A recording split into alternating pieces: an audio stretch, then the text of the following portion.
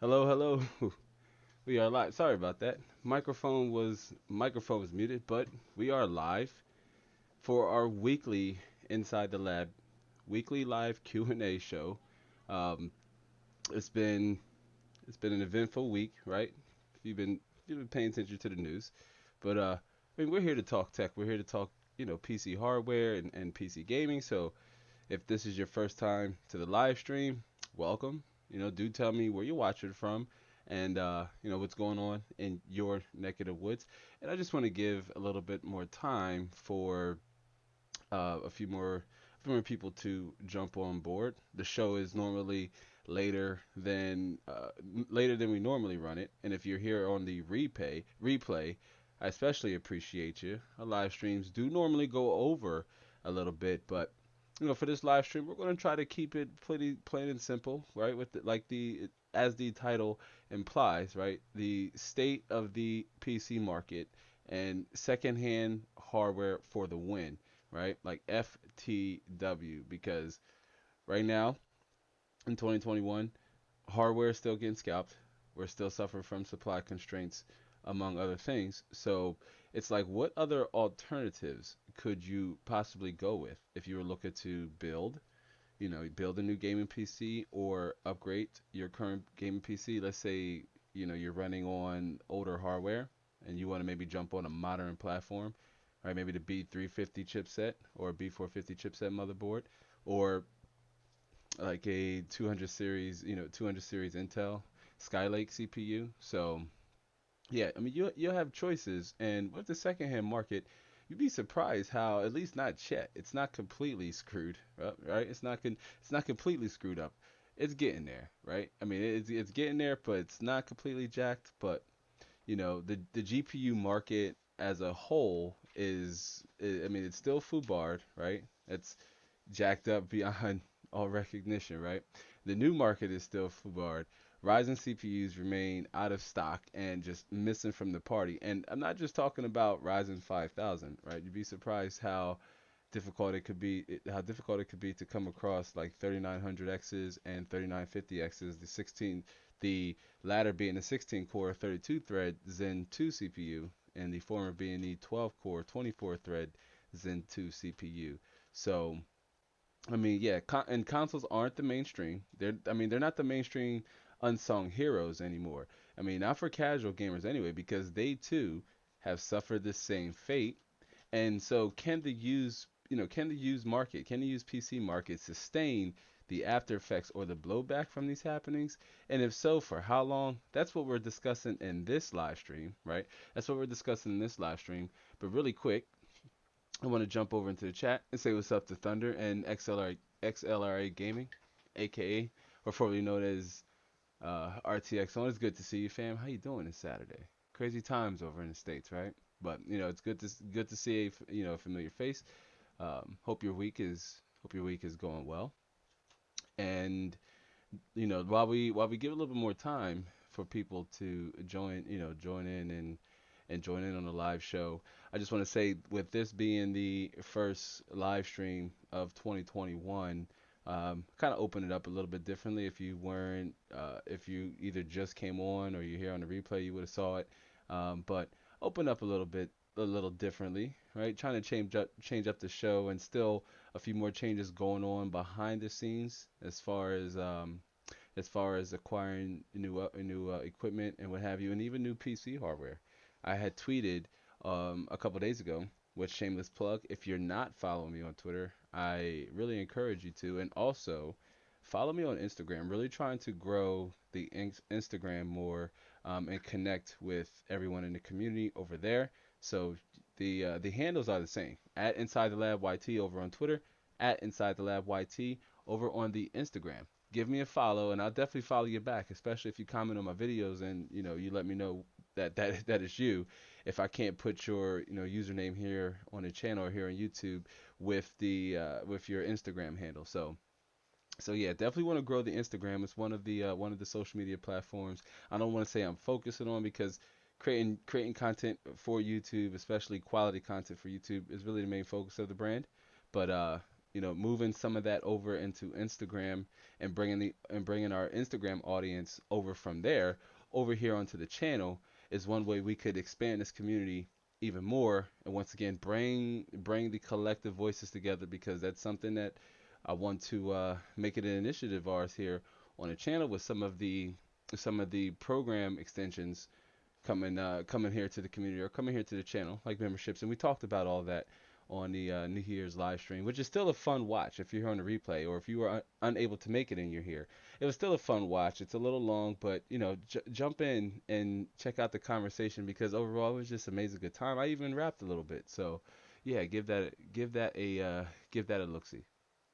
XLA says shout out to the Twitter peeps. Yeah, definitely shout out to our Twitter community. You guys are awesome over there. You guys are awesome. It's like you you tag me and some of the hardware you find and some of the things you sell. Like, it's pretty awesome. I love it. So definitely, if you're on the replay, check out the description box. You can certainly find all the socials down there. Along with, I tell you, that's a perfect segue into everybody's favorite segment, and that's our housekeeping, right? We gotta do our housekeeping. Just little reminders, because for one, I do want to say shout out to if you signed up to the Inside the Lab community newsletter, shout out to you, because we've reached double digit newsletter subscribers, which is awesome. Growing a newsletter is a little tricky, as the people have to have a need to want to communicate with you in this way. So it goes beyond trying to like get you to subscribe to the channel. But shout out to everybody who subscribed to the Inside the Lab community newsletter. Unity really does start with you. It's going to be one of the main ways I communicate with the community. It's perfectly free, perfectly safe. I promise you no spam, and you can always, of course, unsubscribe anytime you see fit, or should I not be deemed worthy of sending you messages to your inbox. But yeah, definitely sign up for the newsletter, right? Receive instant notifications, and early announcements on things like our Discord and our membership platform when those things launch. Drop your email and your first name so I know what to call you, right? And then jumping over to everybody's other favorite segment, and that's our merch. Going to be adding more merch to the merch store. So rather you get interested or not, or you want to just check out some really cool swag, just give it over a look-see once in a while. You might come across something you like, and I may even hold a competition here soon to take in some fan art to maybe see if we can get some community ideas added on there as well. So, but check out the merch. I mean, it's cold over here where I'm at, over here on the East Coast, so hoodies are definitely in right now. So give those a look see, right? This helps really does help support the channel in a direct way. Margins are really thin. I just want you to feel, a part of, part of the community, like we're unified, kind of like a uniform, I guess. And then last but not least, the website, right, which is an extension of the content. And I do plan to add more content to the website as well in the form of text content, more specifically, or our blog, which our website does have a blog, which we are going to post helpful content, helpful how-tos, or extensions of videos too, as well. So check out the website. All of these things, links are down in the description box below. And I'm just excited to be here. Going live is one of my favorite parts of creating content. I know I've said this multiple times during live streams and even in videos, but I really do enjoy going live. Look to do more pop-up gaming sessions where we can just talk and connect and maybe take some considerations from the community in terms of different types of games you'd want me to play. I see XLRA says fly looking merch. Thank you. I definitely do appreciate it. All of the designs are designed by myself, homegrown, and looking to definitely expand that so we can get some even, get some really fresh and fly designs in, right? Like, definitely. I see live streaming text says hello. Okay, Dale and Walt in the house, or I'm not sure if it's Dale or Walt, or either way, right? The Roberts brothers. It's good to see you, LST live streaming tech. Wow, good stuff. So yeah, so in this live stream, we're going to go over the state of the PC market, right? And again, like I stated in the beginning of this live stream, and that's the secondhand hardware for the win. Is it a viable option as opposed to, going with new hardware, which if you've been living underneath of a rock or you haven't been interested in some of the newer hardware that's come out in the last quarter between AMD and Nvidia, they are almost unavailable across the spectrum unless you're willing to entertain scalper prices. And that's something we talked about multiple times on the channel about not doing. That's not entertaining the scalpers. No matter how bad you may want that Zen 3 Ryzen 5600X or 5800X or a 5900X, they just keep going up, right, with all the X's. Or even an RTX 3080 and a 3060 Ti and an RTX 3070. All really popular graphics cards in their price range, but the problem is we can't find them at their price range. They're almost not even in stock. And really, when scalpers when they increase the MSRP, right? Like what we're seeing up to 35 to 40%. When they increase the MSRP, it sucks the value out of that component. For example, if you're willing to pay $1,300 to $1,500 for a 6900 XT, you are in the ballpark of buying a RTX 3090, a 24 gigabyte graphics card, like the fastest consumer graphics card out for now, right? That's probably until the 3080 Ti comes along the way, which I did do a video on in last week's vlog. You can find that video down in the basement, right? We call that the description box. But yeah. And on the subject of graphics cards and scalpers, because it really doesn't stop there. Supply constraints. Most importantly, GDDR6 shortages from Samsung Foundry. I talked about that in that vlog, more specifically as to what is attributing these shortages. It's a combination of manufacturer kind of grinding to a halt or slowing down, and also the global demand of GDDR6. This is why we're seeing more so 3060 Ti's and 3070s and even 5700 XTs and 5700s. I mean, if the GPU takes GDR6 memory right now, chances are it's hard to come by, and we're seeing that across the board.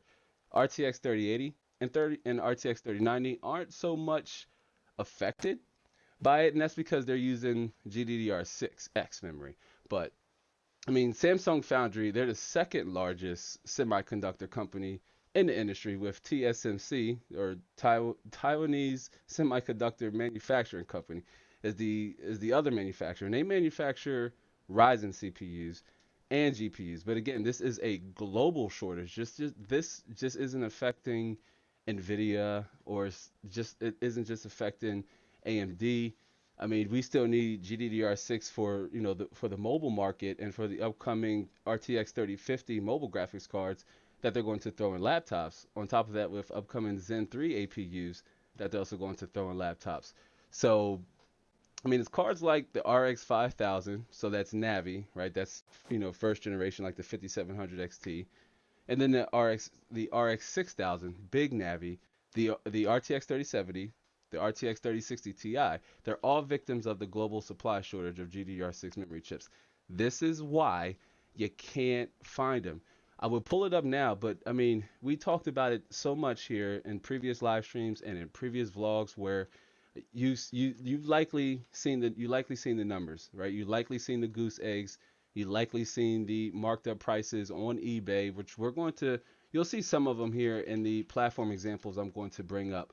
But this is going to be the case going into quarter three 2020, or at least by the end of February, as components still need to be made for both NVIDIA, excuse me, for both NVIDIA and their add-in board partners. So there could almost be a there can almost be a bidding war, an internal conflict between NVIDIA and its partners as to who are going to get these components, who are going to get these PCBs, right? Because the partners want to make their money too, right? And Nvidia surely wants to make their money, especially after they push exclusive selling rights to Best Buy early in the year. I mean, that was a little bit of a slap to the face, right? A little shocking. It didn't help the situation. I was double frustrated with Nvidia. I stayed up the night of the RTX 3070 launch and midnight. I had the receipts to prove it because I was up tweeting at 12:01.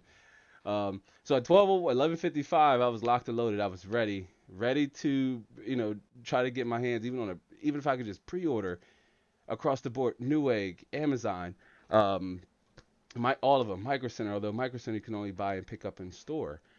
And 12:01, I kid you not, they were already listed on eBay for like 35 to 45% markup, already listed on eBay. And I found that to be incredibly frustrating because Nvidia claimed to have postponed or pushed back the release, remember, of the RTX 3070 so that they could accommodate gamers and that the they could meet the demands of this new graphics card, of the RTX 3070. But that was all a lie, right? Almost like Cyberpunk 2077 and everything that went down with that, right? If you're playing Cyberpunk 2077, tell me down in the comments, right? I'm coming up on my 100 hour mark in the game, so I was kind of waiting to get 100 hours into it before I did like a PC gaming perspective review, and I also wanted to test it on slightly lower end hardware, but do keep a lookout for that. But if you're playing Cyberpunk 2077, let me know down in the comments. Let me jump over into the chat because I see it's jumping a little bit. Um, XLR Gaming says, "Welcome, live streaming tech." Yeah, and live streaming tech said it's Walt. Walt. Okay, good, brother. It's good to see you, Walt. Thanks, man. Thanks for stopping by. That's awesome. XLR8 says, "Welcome, live streaming tech. Anything I put out on the secondhand market flies off the shelf." XLR8 Gaming says, "Yeah, I can believe it. I mean, when I was selling graphics cards a couple of years ago, 2 years ago, before things got screwy." They were selling fast even then. Like within listing them on my company's eBay store, within minutes, I was either getting an offer or somebody was just asking me, can they just buy it like without the bid? Can they just buy it for what the asking price is? And it was a couple RX 570s, I believe, 900 series graphics cards. I mean, they went really fast. And once again, demand is just as high now as it was for graphics cards. It's amazing. Damon says, "Good evening. What's up, D? It's good to see you. I'm gonna check out your live stream tomorrow. I see you're going live tomorrow at 1 o'clock. It's interesting. I would check out to see what's going on with the food, man, or what that was in your community tab post. It's part of the rules. Oh, it's good to see you. It's good to see you, Ant. What's up, brother? We haven't seen you in a while. All right, it's good to see you made this live stream. And Damon says, "Thank you." As our mod welcomes everybody in. Yeah, shout out to our moderator. Very important job she has, Kimberly. So yeah, and again, I want to add though that going back to the subject of graphics cards and why they are essentially disappearing. Originally, I wanted to title this live stream or this show, fantastic hardware and where to find them. I'm a Harry Potter fan, right? I'm a Harry Potter fan. And I tell you what, if we get the live stream up to 15 likes, I'll talk for I'll talk for 15 minutes in an English accent. Nothing, 15 minutes straight in like an English accent. I'll do it. If we can get the stream up to 15 likes. I'm gonna rap this time, but I'll maybe I'll show you a side of my a little bit of voice mimicry if you will. But yeah, let's get the live stream up to 15 likes. That'll be fun. But the RTX 3080 and the RTX 3090, they have GDDR. They're using GDDR6X memory, so they're less impacted. But again, Samsung limited production from Samsung Foundry means that their availability is still going to be questionable at least to the end of quarter 3, 2020. And this is from a French publication too called Cal Kotland. You can find our sources linked down in the description box below.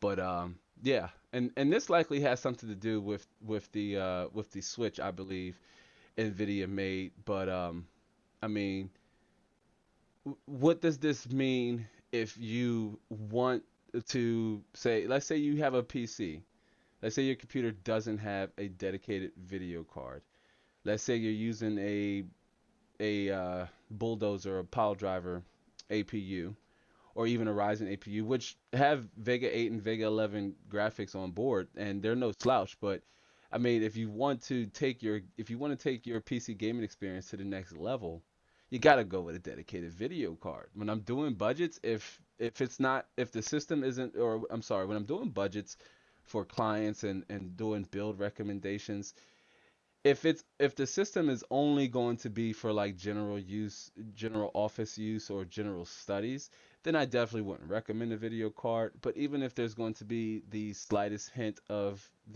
interest into in wanting to get into 1080p gaming or PC gaming in general, I almost always try to squeeze in the budget for a graphics card. But how does this affect the used market, right? How does this affect the used market? I mean, ask yourself that question in a second before I jump into it, because I want to jump back into the chat and I see an interesting comment from XLR8. Man, I really miss saying RTX on. Guys, can we still call you RTX on? RTX on, right? XLR8 Gaming in the chat says I just sold a 980 Ti on eBay for $250. No joke. It was bid up that high currently. I was shocked. Yeah, and it's funny because when I was doing research for this live stream and checking out checking out the granddaddy of buying and selling used hardware, and that is eBay. I saw a couple 980 Ti's that were going for in between that price mark, 200 to $250. And 980 Ti with the 6 GB VRAM buffer is still very much a capable card, especially at 1080p and 1440p, albeit low medium settings. If you want to try to get a quote playable experience, and that could, playable can be subjective. That could really come down to your play style. That's something we talked a great deal about in the best gaming PC under $900 to build in 2021. That's our most recent build video. You can find that video out too down in the description box, or AKA the basement. But again, how does this affect the used market?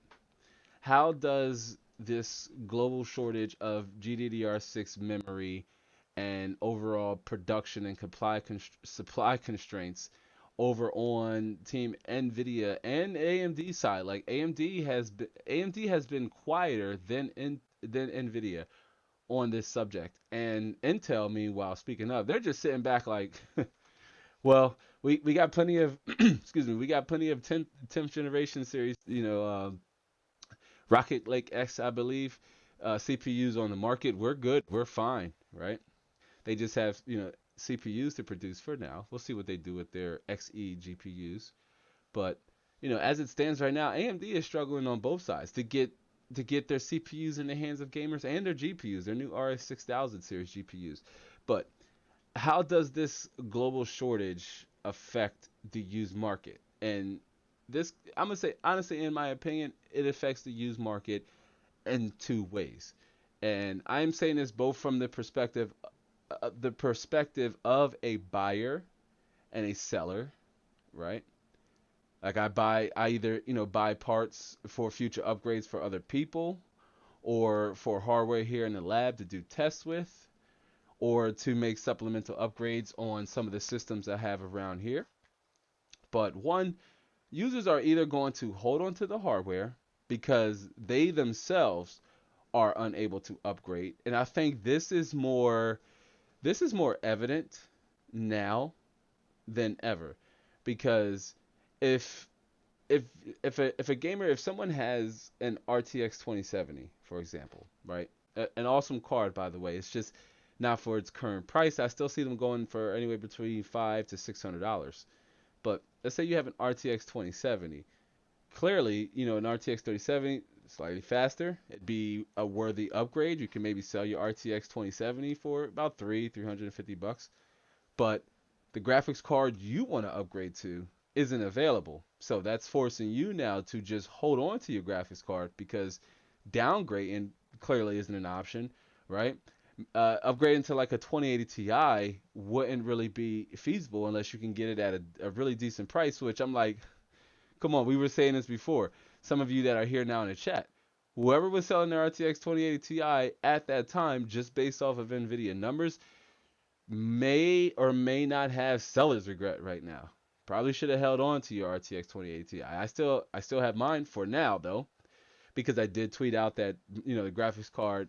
Let me switch back here because this is important, because I did tweet out that the graphics card that I'm switching with or going with is set to arrive here next week, and I thought about doing a live unboxing on the live stream. I know what it is, but we did play a little fun game last live stream. That's why I said, hey, guess if I see someone in the chat mention the graphics card, I'll kind of give them a slight nod. I do want to say that it was mentioned, and I did throw a little hint, but it's certainly not my first choice, and it's certainly not going to be like the last big graphics card purchase I make here in the 2021. And last Monday's vlog, I talked about AMD preparing to launch, or preparing to respond to NVIDIA's RTX 3060 and RTX 3080 Ti with the 6700 XT, 60, possible 6500 and 6600 Big Navi 21 and 22 graphics cards. And I'm going to go, I was thinking about this earlier. I imagine the 6500 to possibly be a 6 gigabyte DDR5 or GDR6 graphics card, and the 6700 and 6700 XT to vary in CUDA cores and clock speed, but essentially the 6700 XT having 10 gigabytes of VRAM and the 6700 having 8 gigabytes of VRAM.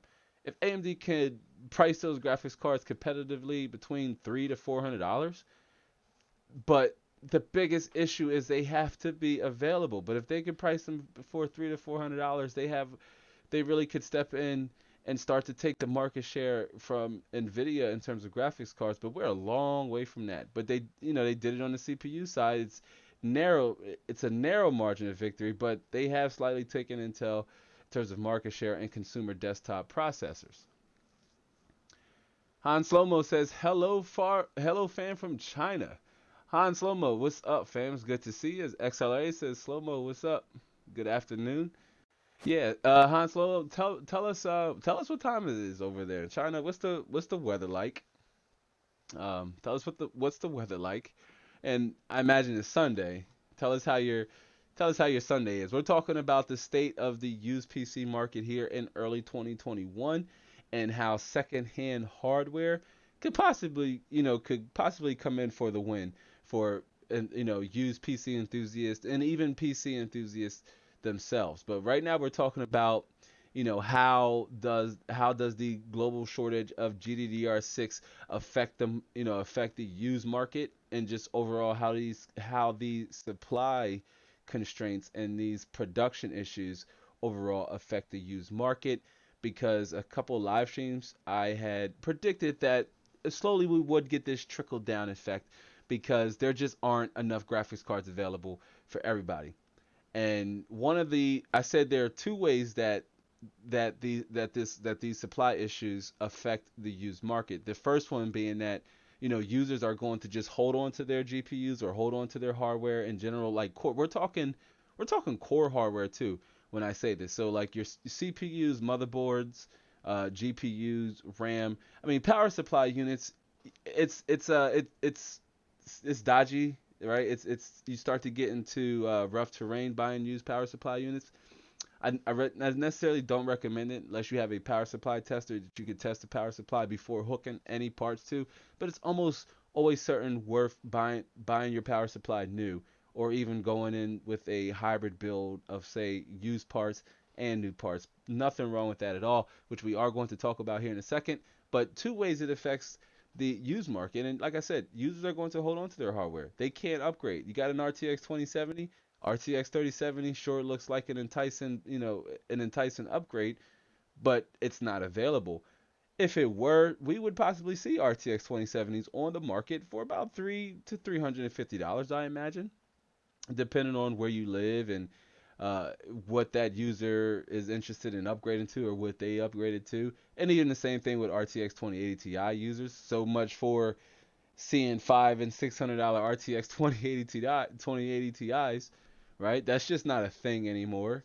It just really isn't. And my heart goes out to people who sold their RTX 2080 Ti's during that time. I especially saw it in a lot of Facebook groups, and I don't really give advice in the Facebook groups. Everybody knows enough already on Facebook to the point there's no giving advice there. But I just I saw people selling their RTX 2080 Ti's, and I want to say, look, hold on to your RTX 2080 Ti. Nvidia tells you it's faster, but Nvidia is not telling the whole story. Okay, and I'm glad I held on to my RTX 2080 Ti. XLR8 Gaming says, I just think the VRAM thing is overblown. 10 gigabytes is plenty. That's just my opinion. I mean, absolutely. If you're doing more than gaming, maybe it helps. But one would say that there was a time where we believed 8 gigabytes of VRAM was enough, and it's just slowly increasing. I mean, most of it depending on what resolution I'm playing at. I really don't see, especially at 1080p. I normally don't see no more than 3.5 to 4 gigabytes of VRAM usage at 1080p. But at 1440p and 4K, it depends on what graphic settings I turn on. I will see the VRAM creep up and over like the 8 to 9 gigabyte limit. What you figure you probably aren't getting the full 10 gigabytes anyway. But yeah, I mean, and I kind of wanted to say that VRAM, it could be the new cores, if you will, in the GPU market. Like now we had like cores. It was Ryzen made cores popular and expected in mainstream desktop CPUs, and now the same things can be said with graphics cards. It's like, well, 8 seems small now compared to all of the RX 6000 series graphics cards so far launching with 16 gigabytes of VRAM, and then yeah, Nvidia giving us 10 gigabyte VRAM cards. And I really suspect the RTX 3080 Ti. I can't remember what I predicted in Monday's vlog video. Go to the video and correct me if I'm wrong if you haven't seen it yet after the live stream, right? The most recent link is down in the description box. But but I believe I predicted the RTX 3080 Ti to have at least 16 gigabytes of VRAM, maybe 20, but we'll see. But the second way that excuse me, the these shortages affect the used market, and that is sellers will sell the graphics cards or sell their hardware at an inflated price just because there aren't any competitively priced GPUs in the new market. And I'm not talking about what we're seeing with scalpers. I mean just GTX 1080, GTX 1080s or GTX 1070s, going for a little less than they should.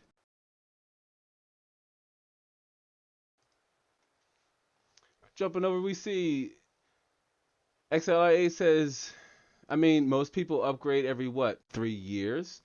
Most people, it seems like they do, but I mean, we get new hardware. It seems like yearly, and it's kind of status quo for mainstream consumers to upgrade, to upgrade yearly. We know as enthusiasts, you necessarily don't have to. I recommend one upgrades as your needs changes or as as you start to outgrow your system, not just because new hardware comes in, right? Doesn't make the one thing I said at the time when Ryzen first came out and we were doing videos on X58, which I want to get into some maybe X99 stuff, but I said, hey, just because the new stuff comes out, it doesn't make older hardware obsolete, right? It doesn't mean it stops working. It still operates perfectly fine, and chances are you really don't need to upgrade. One of the most important upgrades, most likely, is one's monitor. If you haven't upgraded that yet, but you're ready to upgrade your CPU and GPU, one might want to reconsider, their upgrade path because you would get the most out of upgrading your monitor, especially if you're going from like 60 to 120 or 144 hertz 1080p IPS panel, or even 1440p 75 hertz, or 144 hertz or 4K 60 hertz. We're not even going to get past anything past 60 because those monitors are just ridiculously overpriced. But yeah. And XRLA says it's overflated. It's big time, especially with the new tariffs. Yeah, I saw that. The tariffs sucks, but it's politics. They certainly hurt economies in far worse ways. You know, And Han Slomo says, "Here is Sunday morning. Great stream for breakfast. Yeah, absolutely. Good morning to you. And tell us what you have for breakfast. But that's interesting. Again, we're back to the future. You're back to the future. And Bad Habit is in the house. I see Bad Habit. Bad Habit says, "What's up, y'all? Doing laundry, making dinner." And I remember, oh shoot, there's a live. I appreciate that. I appreciate you remembering and stopping by and hanging. And they say I have a GTX 570 for sale. Was my first card 10 years ago for my first build. Awesome card. And I still see a lot of RX 570s available when I'm checking Best Buy, because even though like I have the a card, right? I'm not stopping. Like, I still want maybe two of these other newer cards, and more specifically when the 6700 XT drops. I think it's going to be faster than RTX 3070, but not as fast as an RTX 3080, but priced at about what the 5700 XT launched, which was about $300 to $449 MSRP. But yeah, RX 570 Polaris based GPU, solid card. Is it the 4 GB variant or the 8 GB variant? Bad Habit. Let us know. And tell us what your asking price is. You never know. Maybe somebody in the audience is interested in buying a graphics card. We can set that up. And XLR8 Gaming says, Bad Habit buyers are bidding up cards like crazy on eBay. Yes, it's true. I'm one of them. I run an eBay business. I'm one of them. I'm constantly on the hunt. I wanted to do a series when we first launched the channel on the hunt, but it's kind of a constant hustle. It really would be a production nightmare to try to document the On the Hunt series. But for 2021, maybe we'll try to refine it and bring it down to maybe a monthly level with all the components and hardware we just hauling for the month. But I check thrift shops, and before the quarantines and everything, it was one of my favorite areas to go, especially a local I believe it was Goodwill, where I picked up a Corsair case, which you'll see in the video if I decide to hit publish on it. Bad Habit says, yeah, but the GTX 570 is mad old, maybe $30 for it now. No, you'd be surprised. You'd be surprised, which I could tell you now, real quick. Jumped over to, if I jumped over to eBay and searched, RX 570s, I can guarantee you now they're going for probably 3 times that amount. Right? And I'm not sure if it was a 4 GB or 8 GB variant, but take a look here. RX 570, $130, 26 bids. I'm not sure what variant, if it's a reference, but yeah, definitely. I mean, it has some value. Old doesn't necessarily mean obsolete. especially in the world of PC hardware. Old doesn't necessarily mean obsolete. It may not, it may not be as good as what you can get on the current market, but I'm not sure what you can find right now. Even it's hard to get 1650 supers under this price mark right here, which I know someone in the community tagged me on Twitter, right? Because they picked one up on the used market. But I mean, this Asus rating, this was similar to the one I had here, where we did a video where I compared this with the GTX 970 last year. Bad Habit says 570 SE from 10 years ago. Only. Oh, okay, I'd stand corrected. It's not the RS, it's a GTX 570. Okay, I read that wrong. I stand corrected. So yeah, I mean, you still be surprised, like a GTX 570, 480, 720p low setting card, maybe, or if your system didn't have, integrated graphics. I really read that wrong. And Bad Habit says it can barely run Roblox. Wow. So I mean, you imagine at that point, then the GTX 570, maybe just use it as somebody who would want to use it for like troubleshooting, or maybe they have a second generation i5. You'd be surprised. You'd be surprised you throw it up on eBay, the kind of offers you to get, even if you just started the bids at $20. It would likely hit 30 or $40. Definitely. XLRA says that was me. Got the 1650 Super for $110. Awesome. Yeah, I mean that's a good buy. I mean that's less than even what I paid for it. In the 1650 Super, video that we did last year. One of my favorite videos to produce here on the channel. The Mrs. Zombified is in the house. He says, "What's up, all? It's good to see you, Mrs. Zombified. We're rolling it. I see we're at 12 likes. I said at 15 likes, I would talk in an English accent. I would talk in an English accent for 15 minutes if we got the stream up to 15 likes. And it started because I said I was a Harry Potter fan.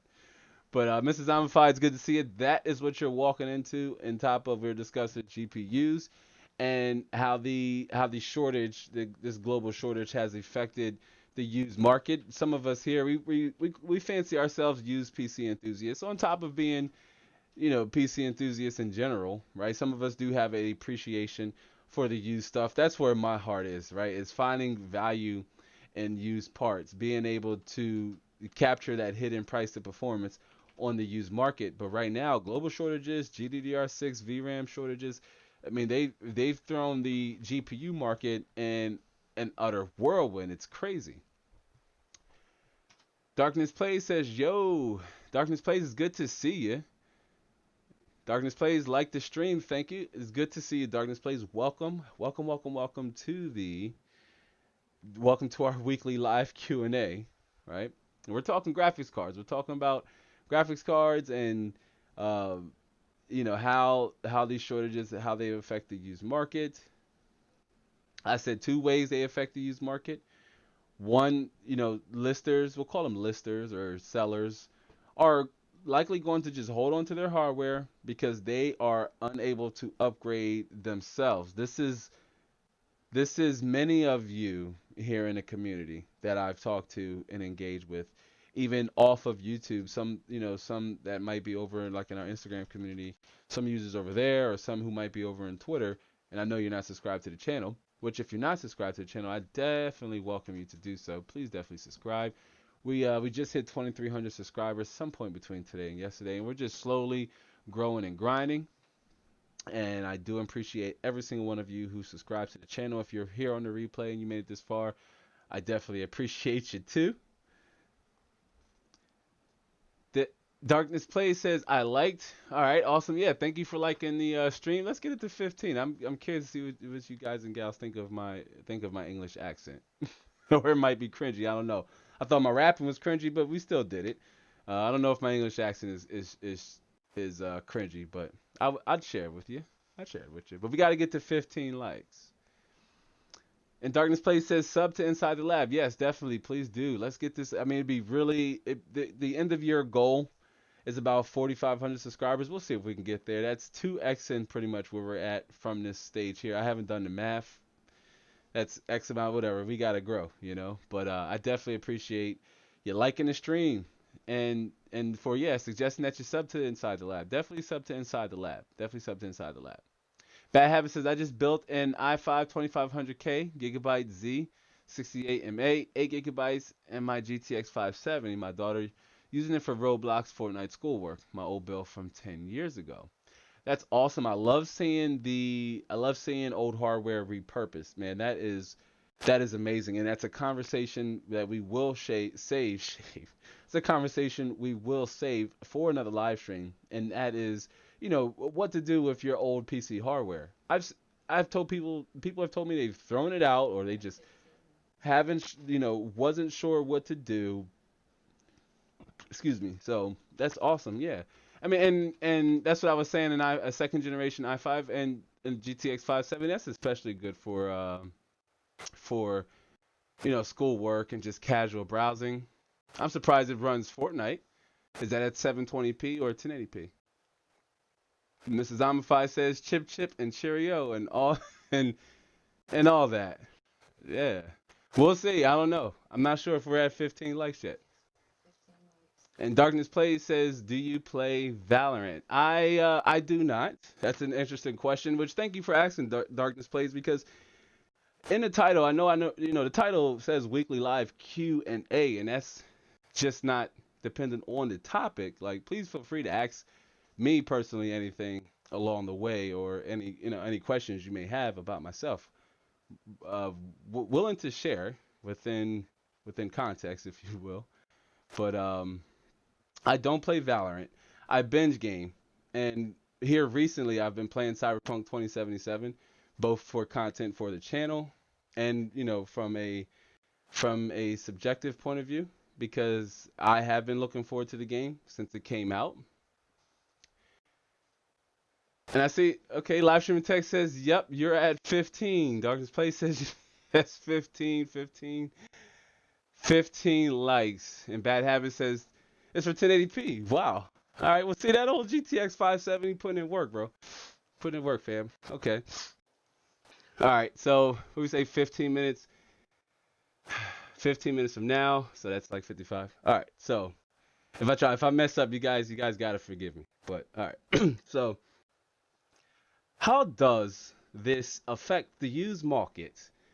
Well, one, users are either going to hold on to their hardware because they themselves are unable to upgrade, or they'll sell at an inflated price just because there aren't any competitively priced GPUs in the new market. With Ryzen 5000 being so hard to find, it's more of a supply and demand issue. Not so much a demand issue, it's more of a supply. There's just not enough CPUs to go around. XLR8 Gaming says Outriders looks good, like a shooter looter RPG light. Darkness Play says okay. Yeah, I have to check out Outriders, haven't seen it. But if you say it looks good, looter shooters, not my style of play. I tried Destiny 2 and couldn't just really get into it. Not my cup of tea. Bad Habit says, please add tea and crumpets.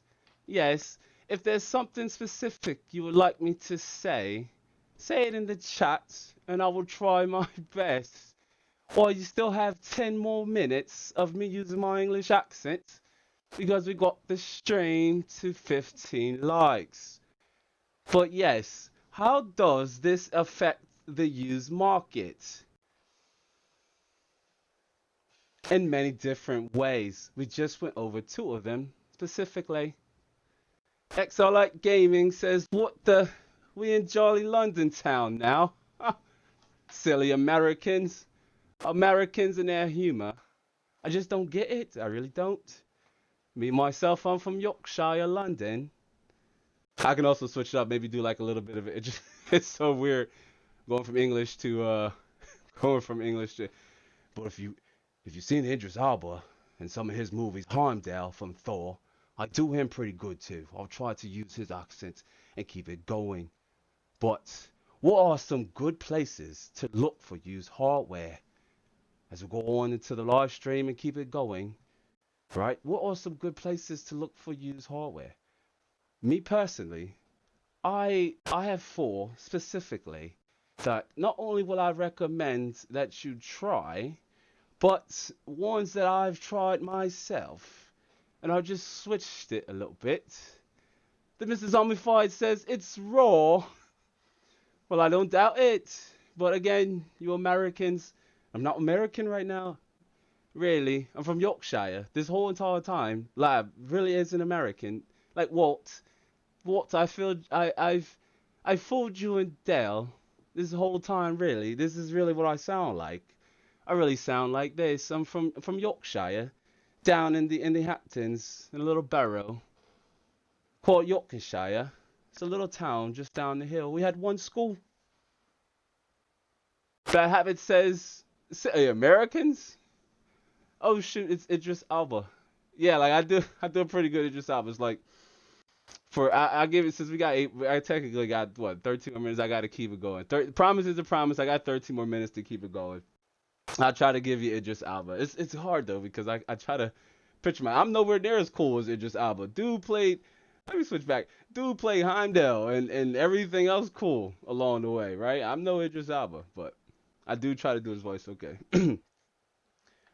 So going back to the live stream, right? You can go back and on a side note, I could do some pretty good movie impressions too, but we're not going to go there. Like if you're a Harry Potter fan, I could do a pretty good "You're a wizard, Harry." A good what was his name? So some kind of Harry Potter fan I am. But yeah, look. All right, back to Idris, right? So what are some good places to look for used hardware? Good places to shop for used PC parts, more specifically.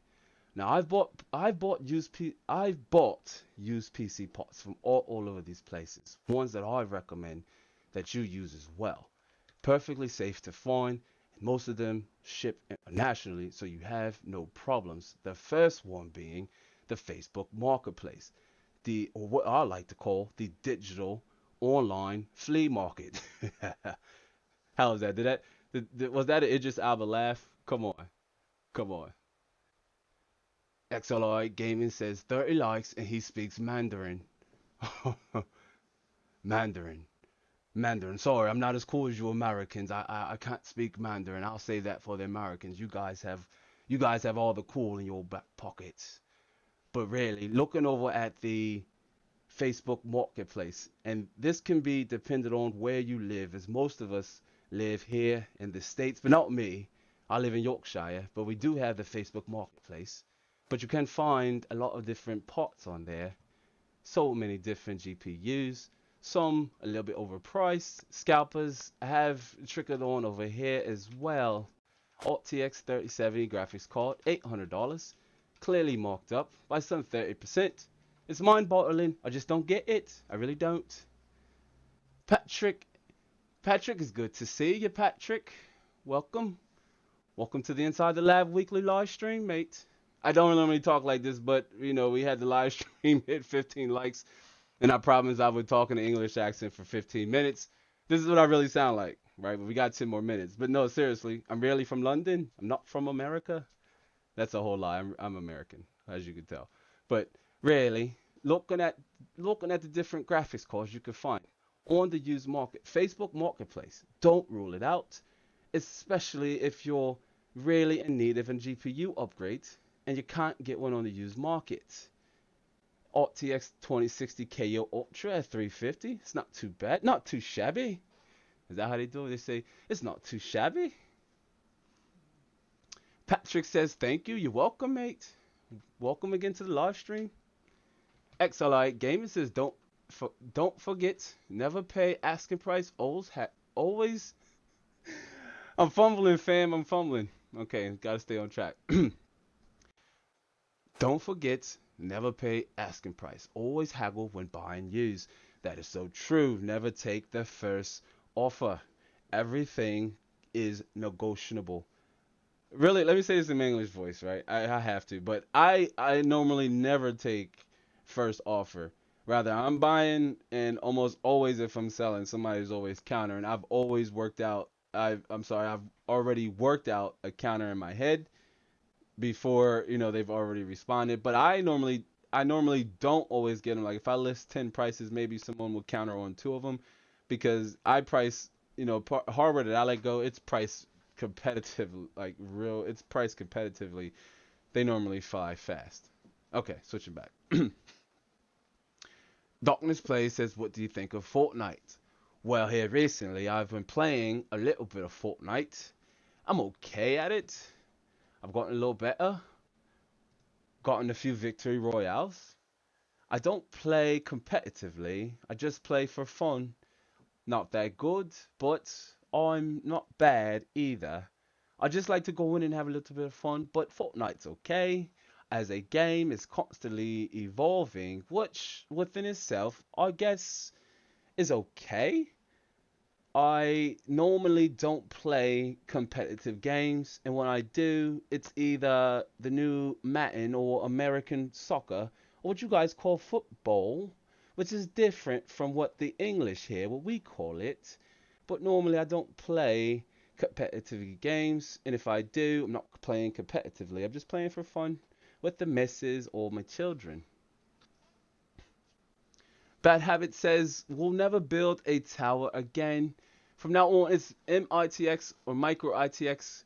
Got the Deep Cool Matrix 30 small sexy case for 35 shillings, or that is possibly American dollars. Oh, I agree. I'm looking forward to doing my the first small form factor build here, likely in February.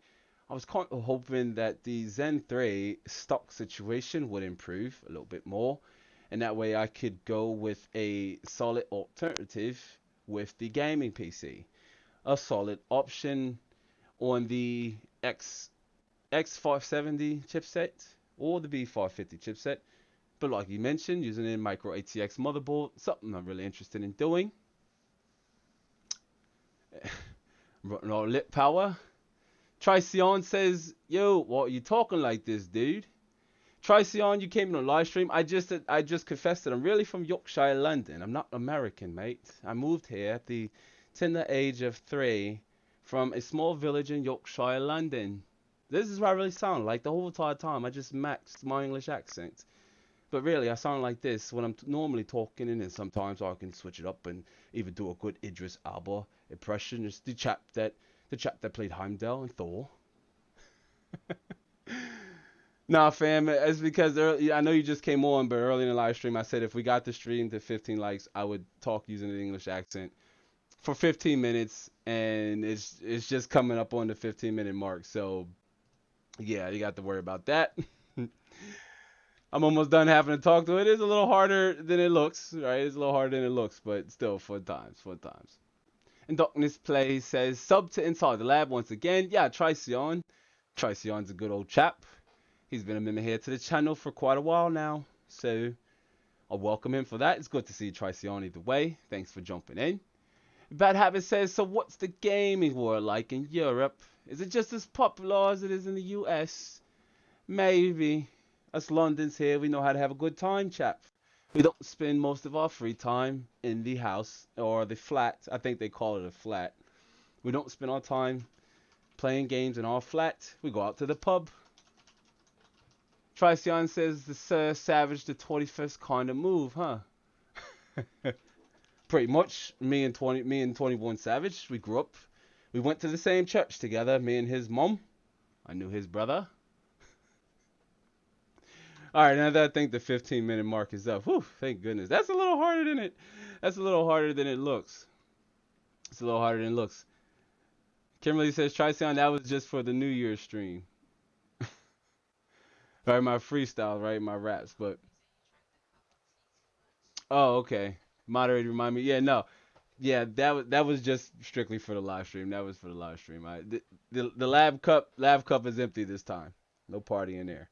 We'll save that for next year's live stream, which is gonna be lit. It's gonna be lit. We're gonna have so much to talk about. I really do hope that we're all here. We're all able to come together at the last day of this year again. And with the way things have started out for 2021, it's looking like we might want that to come a little bit faster than we originally, intended. But jumping back into the conversation, though, all seriousness, the Facebook Marketplace, if it's available in your area, I understand you may have to take social distancing precautions and extra sanitation precautions, but where there's a will, there's a way, and there's definitely a way to circumvent meeting in person and buying parts off people, especially if you can use digital currency or like Zelle or PayPal and send money, over an app, or you can have the person do like a drop and hook, kind of like put it on the porch, I walk out, get it kind of ordeal. I mean, there's ways to do it. And so if you're like really in need of some hardware, like you say, I just kind of want to get into gaming. I don't have,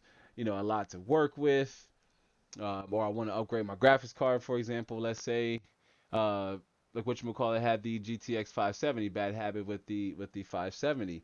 Well, let's say you want to upgrade from that 570, and you're like, well, I don't want to upgrade from a GTX 570 to like an RTX 3070 or an RTX 3060 Ti. I mean, you could, but it's just not a economical upgrade. I mean, it's a huge boost of performance, but is it really necessary for your current needs? Most likely not. And so you say any, upgrade from a GTX 570 you could go with say like a $180 RX 580 if you wanted to go over on Team Red, or a nine excuse me, a 900 series base a Nvidia graphics card, say like a 960, like a 2 gigabyte 960. Like Bad Habit mentioned, it barely runs. It barely runs. Would you say Roblox? Roblox? I always say that wrong. My kids, they always make fun of me. It's Roblox. Roblox. Roblox. Trisound says, I know, man. I literally talked British for a straight hour in Discord with my mates. It's hard. Yeah, it's tricky. Like, and normally I will, when like me and my wife were out in public, I'll beg her and ask her. I say, hey, I want to blow these people's mind around me. I want to use an English accent. Like I want to sound like a foreigner, and I'll just walk around the grocery store, just picking things up and saying, well, what do you guys do with this here? How do you make this pizza? What do you call it? Subs? Why is it called a sub? It's a sandwich. Why not just call it a sandwich instead of a sub? But it is hard. It really is. And that's good stuff, though. Patrick says it's hard trusting those hardware being sold from eBay or Craigslist. And I resonate with that 100%, Patrick. And actually, I have a few tips that I'm going to share that could help you, mitigate those risks, that could help you, kind of build a little bit of trust between, you buying parts, because there is a risk. I can't help but stress that enough. There is a risk. There are good people that exist in this world, and there are bad people that exist in this world, right? There are people that are out there just looking to get over on people. It happens. Hasn't happened to me yet. Like not being superstitious, but knock on a little bit of wood here. But it hasn't happened to me yet. But it's still very much a possibility. There's just certain things I look for, in buying PC hardware, and certain signs that may, put me off, or say, what, this person is either trying to sell some hardware that's, faulty or not working, or they're trying to disguise the model number or disguise the CPU, and sell me more than what it's worth. But I mean, you're right. There's just certain things you got to look out for to try to help you mitigate those risks. But you're right. They are there. They are there. Bad Habit says, yes, I do want to upgrade the video card, but I'll wait to get my 3070. Then I will put my current 1070 in my daughter's build. Then I'm not sure what will be the fate of the GTX 570. Okay. Well, I mean, throw it up. You could retire it, or throw it up for sale, 20, $30. Maybe it's some Roblox for your daughter. Maybe she'd appreciate that. I know my kids love these Roblox things, man. Wow.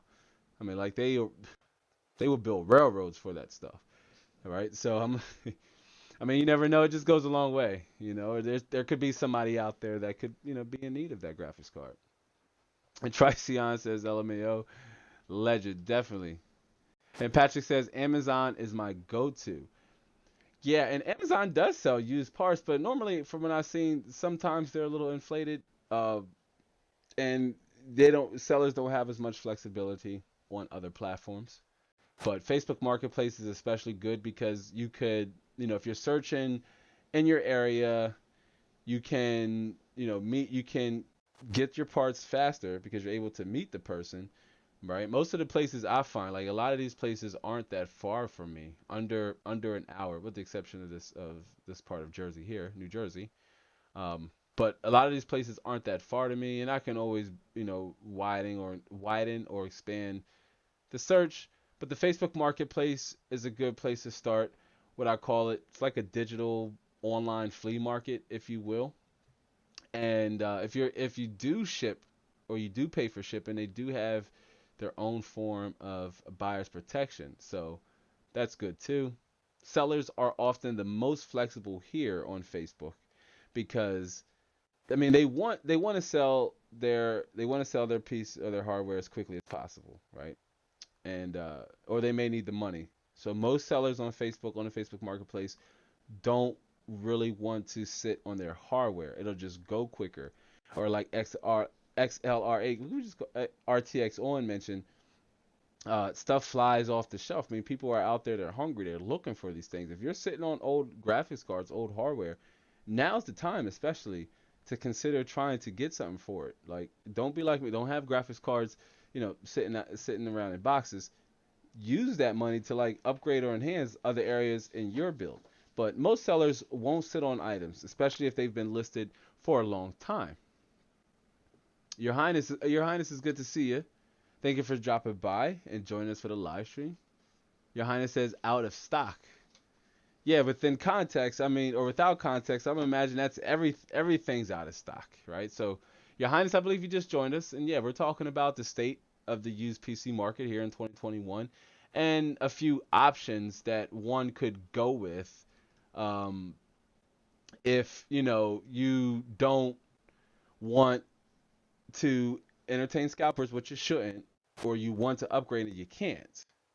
And we're talking about if you're coming from lower end hardware, chances are if you have an RTX 2070, say Super, or RTX 2070, or GTX 1080 Ti, or GTX 1070, like if you have between a 1070 and about an RTX 2060, chances are you're in an okay position until stock can stabilize. But really, there isn't anything within a price category that would make sense for you to upgrade to, right?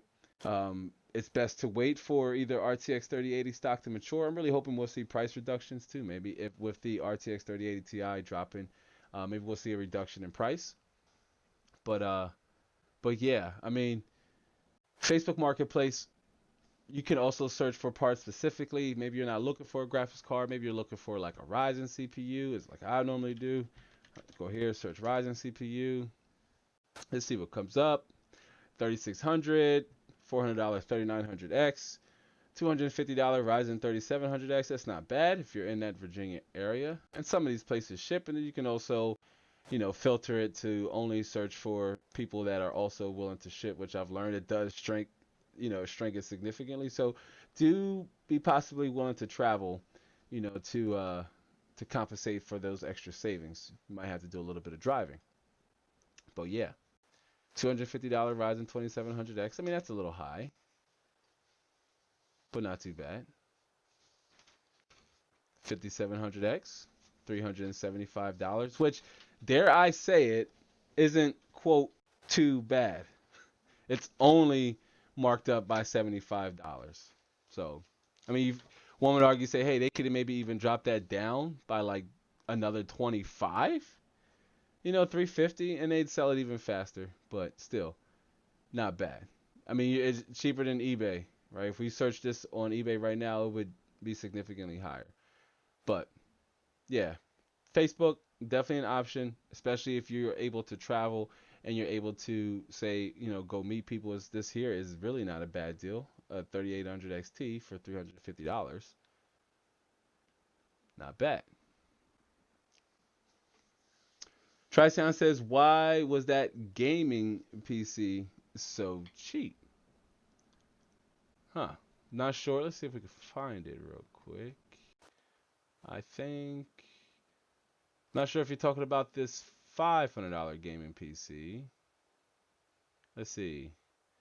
I build, upgrade, repair. Oh, okay, so they're not selling it. They're more so selling their service, if that's the one you're referring to, or the $600 i7, which is probably okay. Nope. So it's got 12 gigabytes of RAM, and I mean it's likely DDD. I mean, it's likely a fourth generation i7. Doesn't tell you, which this is something to look out for. I mean the devil's in the detail, right?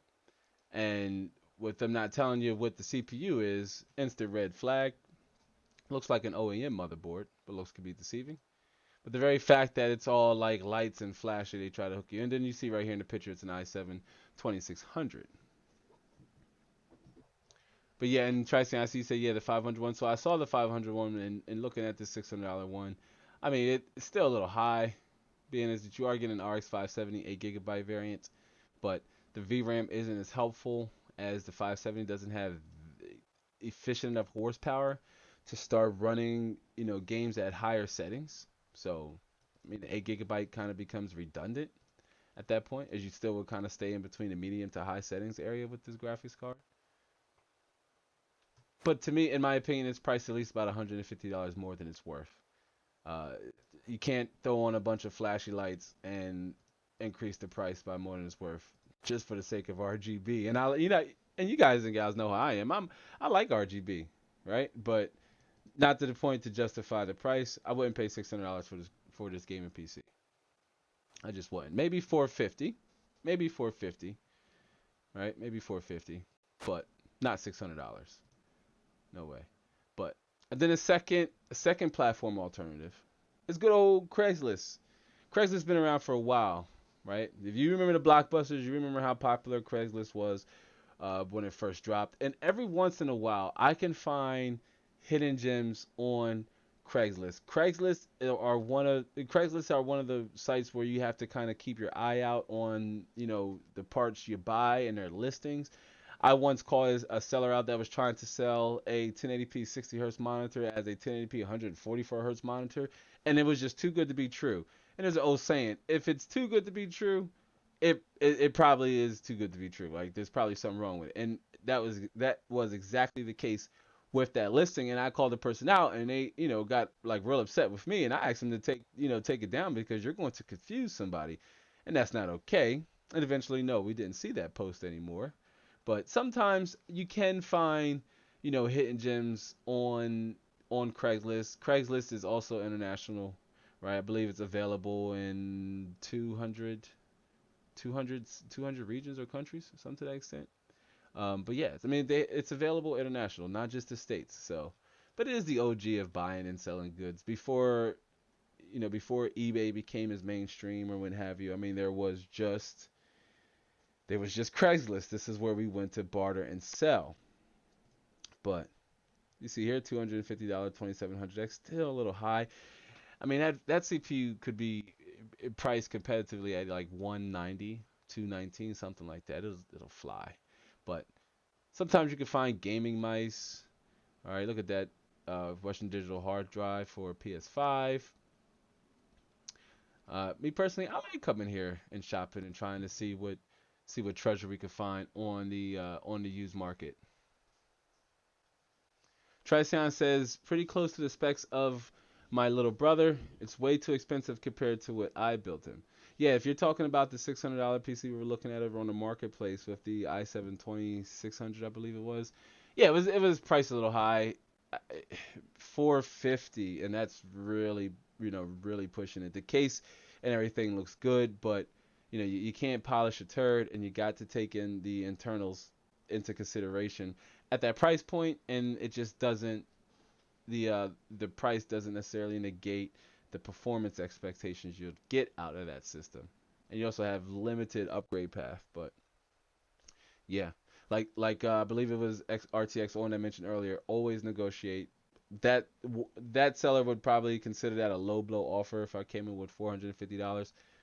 Really, it's a listing that I would just walk away. And normally I do try to avoid whole systems, even if it's not working or not functioning properly, because chances are it's already overpriced. Like the seller's trying to get back what they paid for it at a time when the parts were higher, and they're just not willing to come down at all. This is why they don't want to part out the system. They rather sell the system as a whole. So normally I try to avoid Uh, I try to avoid buying whole systems like that. I'll ask if they're willing to part out, but I won't ask if it's not listed on there because if they don't have it listed on there that they're not willing to part out, chances are they're not. But then you see you have an NVIDIA, you got an RTX 3070 right here in the Newark Bear area, $800. Wow, wow, wow, wow. Marked up really high, some $300. Darkness Plays says, "Will you ever do like you play? Will you ever play games on the stream?" I do plan on doing some pop-up live stream gaming sessions here with the community. So do definitely keep a lookout for that, and definitely get subscribed if you're here on the replay or if you're here with us right now and you haven't yet. Definitely subscribe to the channel so you can be notified of those live streams the moment that they go live because I likely won't promote them. We'll just go live and whoever comes into the conversation, we could rock out and just have like an informal, informal conversation. We'll make it topical though. Darkness Place says 21 likes. Wow, I see. Yeah. I'm not sure if I said if I would keep it going at 21 or 20, but we'll see. Tricion says, yeah, I was talking about the $600 one. Can't you buy the 2600X new for 220 USD? Well, yeah, but they're not in stock, especially at like your micro centers where you would want them to be. They're a little hard to find at the moment. You can more so find. I could find a 3600 Ryzen 5 3600 before I find a 2600X new. Darkness Place says we're at 22 likes. That's what's up. Good stuff. But yeah, I mean Craigslist right now is dry. Like in this area, I mean there's not a lot going on. But sometimes I can go on here find small gems like RAM kits or memory kits, SSDs, hard drives, older graphics cards. I bought the 280X you might have seen if you've caught that video. Excuse me, if you caught that video we did last year. The Ryzen R7 280X, I bought that off the Craigslist, and I had that shit to me. So yeah, I mean, and on Craigslist, and sometimes you may see some sellers like to cross list their things. Like you'll see it on Facebook, and you also see it on Craigslist. But much like Facebook, sellers are likely to sell fast, and they're usually flexible with their listings, and they're even willing to ship. Which I recommend you use PayPal and check off goods and services when doing that, and that way you protect yourself. And if the seller was smart, they would do it because it protects them. It protects you both. It's a symbiotic relationship, and it just works out. But yeah, I mean this Craigslist is dry, but hey, if you're states bound or if Craigslist is available internationally in your area, just give it a look. See, you'll be surprised at some stuff people may just have sitting around, right? Like, this is a pretty cool looking computer case, Cooler Master Case Maker 5 for $50. I would maybe haggle that a little bit, but yeah. Check your Craigslist out. You might find some hidden gems. And then eBay.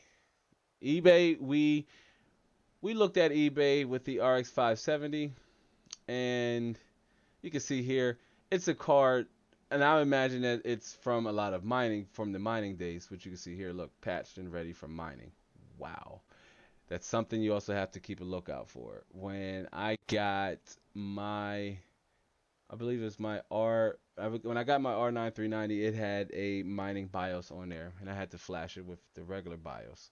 So when you're on eBay, especially, one thing I recommend is that you check the item's description with a lot of scrutiny because that's normally if there's any information trying to be hidden or if there's any ill will, it'll normally show here, especially because the way eBay's return system works.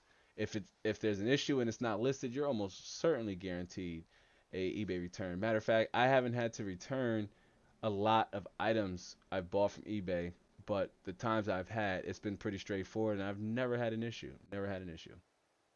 But yeah, as you can see here, it says an item that has been used previously. The item may have some signs of cosmetic wear, but it's fully operational and functions as intended. That's very important. That's what you want to see. And that way, you know, when you get it, that you're just installing it. Maybe update the driver, install it in your system, update the driver.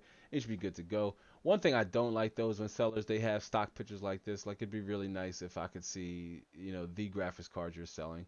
So let's say you were searching specifically for an RX 570. I would just ignore this one and try to say go with a seller that has actual pictures of the item that you're going to receive and not like some stock photo like this one here. And I had this graphic. This graphics card was a beast too. But yeah, I mean eBay, their prices have been a little higher than normal. Normal, I will say. Like looking at if we look up a 5700 XT, still priced ridiculously high, right? You're not going to pay $849 for a 5700 XT. It's a $449 graphics card. Even then, this is an add-in board partner variant.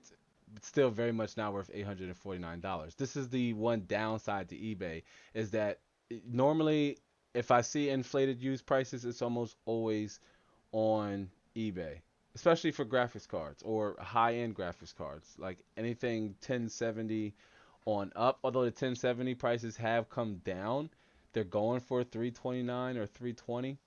When I was buying them, they were going for like 190, 200. So I'm like, wow, that was about almost a year ago, and that the value has gone up on 1070s, more specifically 10 series cards. And that's because there's nothing available in between sub RTX 2060 and even RTX 2060s, which is a graphics card I would recommend if one would want to get into like DLSS and ray tracing.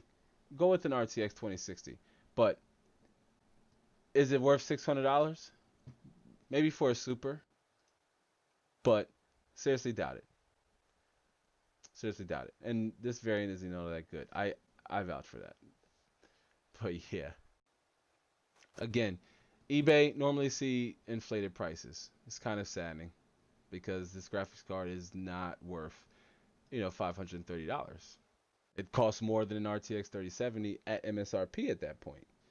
So this is the downside to go and use on eBay. And like I said earlier about, sellers are either going to, hold on to their hardware because what they want to upgrade to is unavailable, or they'll do this here and they will they'll inflate the prices. But $500 for a 2060, I want to say it's not bad, and that's simply because you won't find a graphics card priced similarly with features you'd get with the on that Turing architecture. So yeah.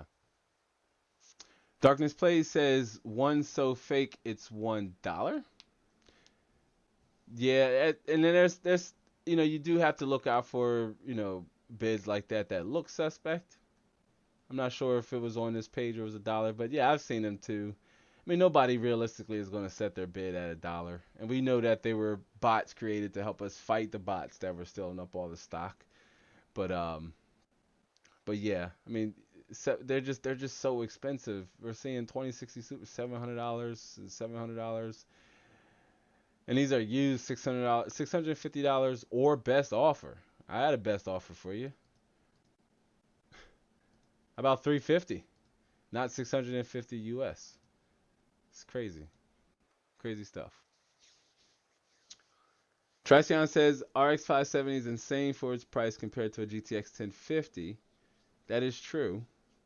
And do you have any idea why 99% of 20 series GPUs are sold out in my country? I can literally not find a single 2070 or better.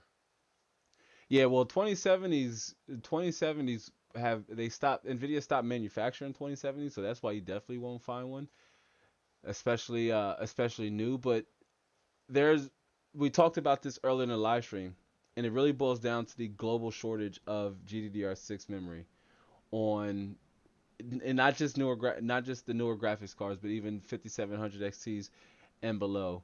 Um, but 20 series GPUs being obsolete by definition of they're not made anymore, or almost definitely hard to find on a new market. And they've really gone up on the used segment to where if we bring up an RTX 2070, just looking at how much 2060s are going for, 2070 Super, $630, which isn't bad. I mean, the 2070 Super is a great card to get into if if you want to try ray tracing in DLSS, and then $600 here is actually not that bad, not that bad. A little less than I expected. I will honestly admit, as this one here has 53 minutes left and it's under $600. But yeah, and then remind me where you're from again, Tricion. Help me remember.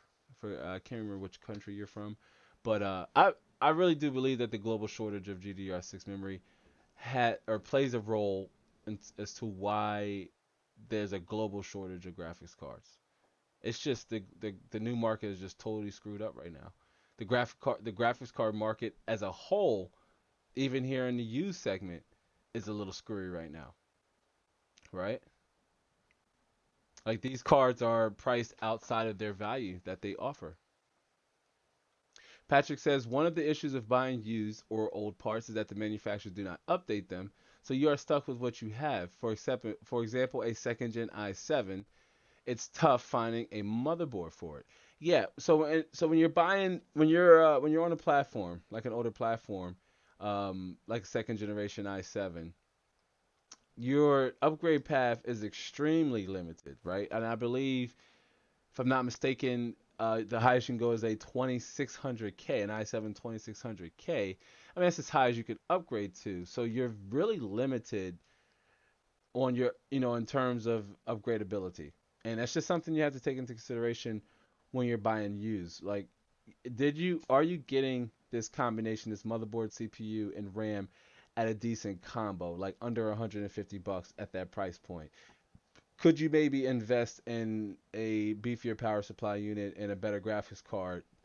That way, when you're ready to make a platform upgrade, all your other components are set in stone, right? That would make a better upgrade path. So even if you could get an i7 2700X or 20, I'm sorry, 2600K for $150, you could upgrade. You could upgrade to say a B450 and a 30 or B450 B550 and a 3600, or a B450 and a 2600X for what, $200 to $250. It'd be a much better upgrade than trying to stay on that platform. It would just make sense to just upgrade off of that platform or from that platform.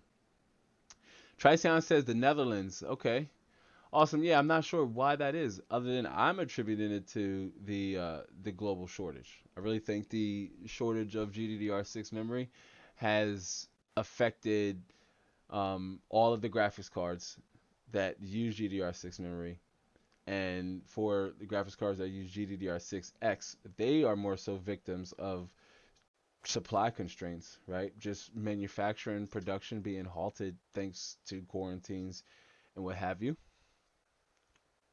Patrick says, unless you go to the used market, but the used market is very shady. I mean, it can be, but just like new parts can be faulty too.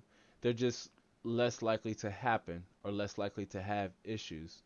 But people here in the States buy used cars off of used car dealerships, and used car dealerships can be shady too, right? Even if you're buying a used home, although used, that's the wrong way to put it, but if you're not building a new home and you're buying a home, there's just so many different uh, precautions put in place to limit any substantial loss. So to dumb it down on a subject of PC and just hardware, yes, the used market could be shady, but deep down inside, I like to hope, I mean, that there are more good people in this market than bad. And there are other places, especially say like and I this is more so relevant to Facebook, right? If you're a Facebook user, if you're on the Facebook marketplace, there are also dedicated pages, or groups, if you will, for buying and selling PC parts, where these are genuine people that aren't in the business of selling, faulty or participating in shady practices, right? They don't want their recognition tainted. Where if I wouldn't sell an item unless I'm 100% sure it's going to work indefinitely, as it would if I had not sold it because rather it's by accident or it's intentional, which is something I would never do. Rather it's by accident or intentional, it could very much ruin your reputation as a seller.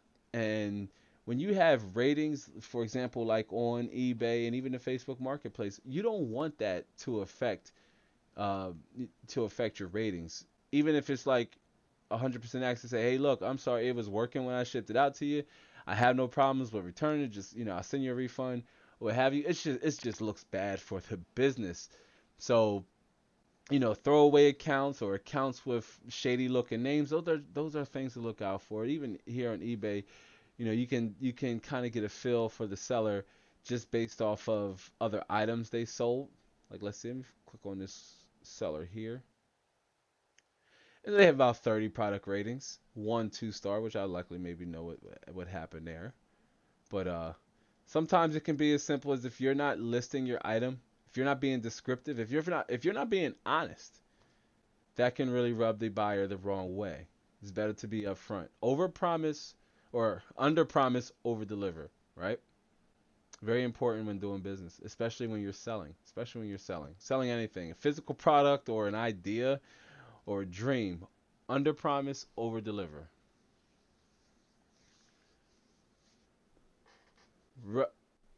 Bad Habit says, when do you think we will see returns or open box GTX 3000s by summer times or fall? I'm going to say I think by fall we'll see returns or open box GTX 3000s because that is when we'll see the Super Series sometime at towards the end of 2021. I believe we'll see RTX 3080 Super and 3070 Super and maybe even RTX 3060 Super. And the 3080 Ti might come in and steal all of the 3080's thunder. I'm really not sure. We're really not sure where the 3080 Ti is going to fit in between the 3080 and the 3090. I think it might even be faster than the RTX 3090, as it's going to be more gamer centric, which the 3090 necessarily isn't. But I suspect sometime around towards the end of fall, that would be my prediction, especially in places like Micro Center. If you're able to visit a Micro Center and you're here in the chat, I highly recommend you go to a Micro Center. They do not sponsor the channel in any way, shape, or form. Maybe not Chad. Hopefully, it'd be fun to work with Micro Center. I go there as much as I can, but if you can hit up a Micro Center because they do have open box items there from monitors to graphics cards to motherboards. And I'll switch back here because it's very important because this is something we talked about, I believe, on last year's version of this show, and that is not just buying used parts off of like sellers from eBay and Craigslist or what have you. Stores, major retailers too, have open box items. Depending on where you are, I know some states here are still under micro quarantines, and maybe where you at in the globe, maybe you're still under a quarantine as well. I'm not sure if your micro center is opening and operating, but if you have the accessibility to get to one, I highly recommend you do it. Micro Center again doesn't ship, but their prices are a little lower to compensate for the fact that they don't ship. So when you get there, it's like, man, if you've never been to a Micro Center, I highly suggest you hit one up. It's like the Disney World for enthusiasts, man. I went in there and just spent, I think, an hour and some change just looking at power supplies. So, and spent even longer just looking at the cases they have out. It's pretty amazing. And open box doesn't mean something was wrong with the item. It just means maybe somebody bought it, returned it, or it didn't fit. Maybe they bought the wrong power supply and it's not compatible with their graphics card, or maybe their AIO doesn't fit in the case, and then the retailer can't sell it as new. They can't put it back on the shelf as a new product because it's already been open. So they sell it as a used, an open box item. To us, that's the same thing as used, but you even have the backing of the store's return policy should something go wrong, and you could really save some money by hitting up the open box section in places like Best Buy. If you have one next to you, I do know Best Buy is open and operating in the neighboring states here where I'm at. Definitely check out places like Best Buy and Micro Center for open box items. Can't stress that enough. Scroll up here to get caught up on the chat because I see Rylan Kid, it's good to see you, fam. I think this is your first time here on the stream. I don't think we've met. Welcome to the show. I do appreciate you joining here. If you haven't yet, do be sure to hit the subscribe button. I think it's over there. Hit the subscribe button. Join the community because we got a lot of fun and just overall awesome things coming up. Oh, let me do that. We got a lot of fun, awesome things coming up here to the channel for 2021, especially some build stuff. But Rylan says I bought a used R9 390 and it crashed so much so I had to get a replacement, and it's the Sapphire Nitro R9 390, the one you reviewed. Awesome. All right, nice. I mean, it's a solid budget-oriented card. And Ryland's talking about the teardown we did, the R9 390, or the best used GPU for 1080p, which was for 2020, for 2020. But we did a tear down of the R9 390 and replaced the thermal paste because I bought that one off of eBay. I bought that for $45, and it was one of them things where it was like too good to be true. I'm like, man, this graphics card $45. And maybe it was a mining card. Who knows? I'll take my risk on it. It's a $45 gamble. Bought the graphics card. We talked about this on the New Year's Eve live stream, so I'll keep it real short. But long story short, the graphics card ended up needing a complete thermal paste swap because it was dry. It was really dry. I did put a little bit more thermal paste than probably was needed, but it was perfectly fine afterwards when we ran the test. But yeah, I mean it was $45 for a reason, and it needed new thermal paste, right? So yeah, but it worked out. It's a solid card, solid card. Darkness Plays is again remind us we're at 26 likes. Awesome. Thank you, Darkness Plays, for keeping us informed on the likes. And George, it's good to see you too, fam. I think you just joined us into the join the live stream. Thanks for stopping by for our weekly live stream. And George says, I'm selling my old card and the market is so messed up. I'm selling it for more than I bought it for years ago. And that's interesting you say that, Shards, because I feel you 100%, and I might even sense that you feel a little reluctant to do that, or like there's like a little bit of guilt associated with doing that. And I resonate 100% when we went through the miner wars and the miners were buying up all the 580s and the 570s and the 20 series graphics cards and 1080 Ti's and 1060s.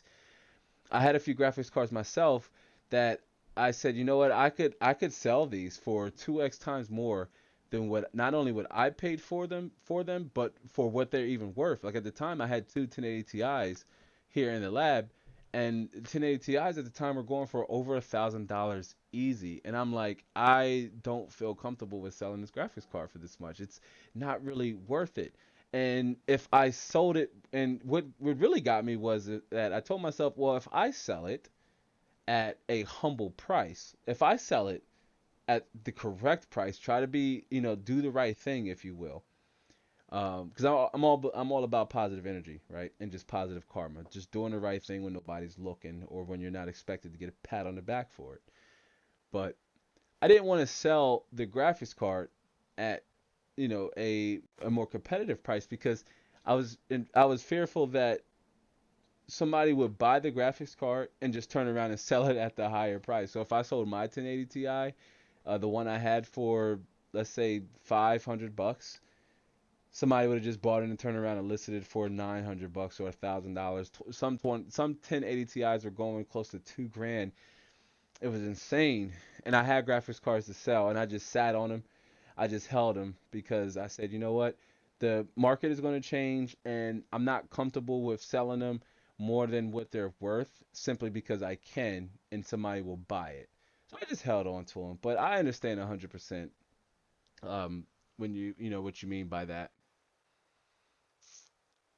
Bad Habit says, rest in power, MF Doom.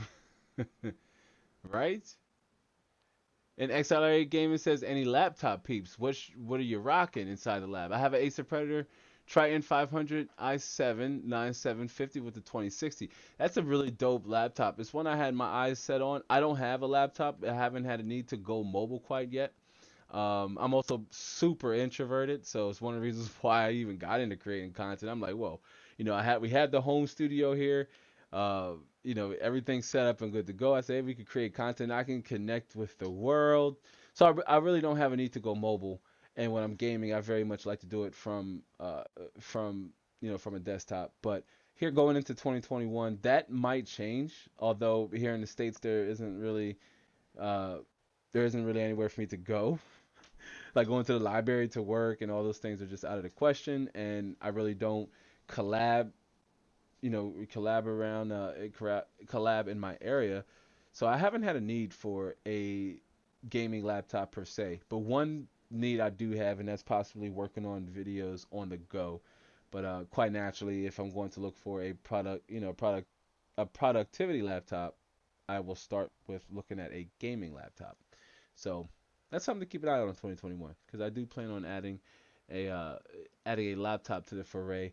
They're not really, I mean, they're great options for portability, right? Especially with them coming with 2060s and upcoming new mobile laptops coming with 3050s and using 3 CPUs and APUs. But yeah. Do we have any laptop peeps? I know Consult a Blind Guy. He's a fellow creator. I know he's subscribed here to the channel. I don't think he's here doing a live stream, but I know he uses a gaming laptop. I can't remember which one it is, but yeah, he uses a gaming laptop. Awesome stuff though. And XLRA says, "What about used laptop market?" So you know what? I haven't really looked at the used laptop market. Um, Most of the time, I see most laptops have mobile 970s in them or 960s that I see on the used market. Other than that, they're just so high. Maybe I see them more on eBay than the Facebook Marketplace. As most people, if you're going to buy a used laptop, unless you like specifically want a laptop, what you're going to pay, it turns most sellers off. They look at like a desktop from the ones I talk to, because I normally don't get the question, should I buy a laptop, unless that person's either a student, which it makes sense if you're a student. Trust me, if you're a student, it makes 100% sense to go with a laptop. Just save you space and you got portability.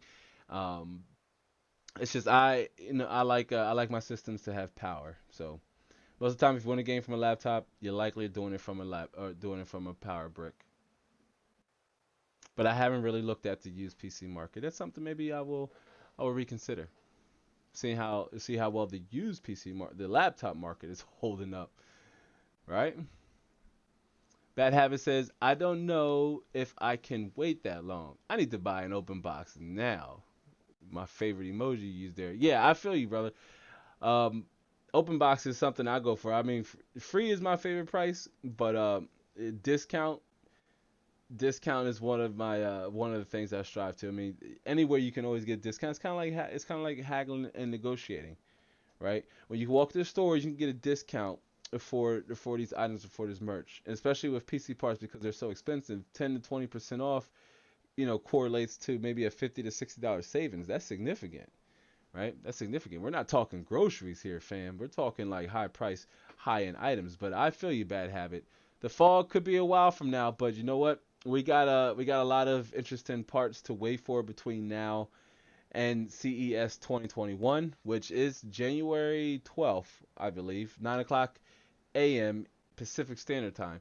I was going to do a live stream and like watch it with everybody, but not really sure how, if YouTube's okay with me doing that. So we'll likely just talk about it on next week's live stream, some of the new hardware that announced, and if we will get the RTX 3080 Ti and 6700 and 6700 XT at CES 2021, and maybe even some new Intel CPUs, right?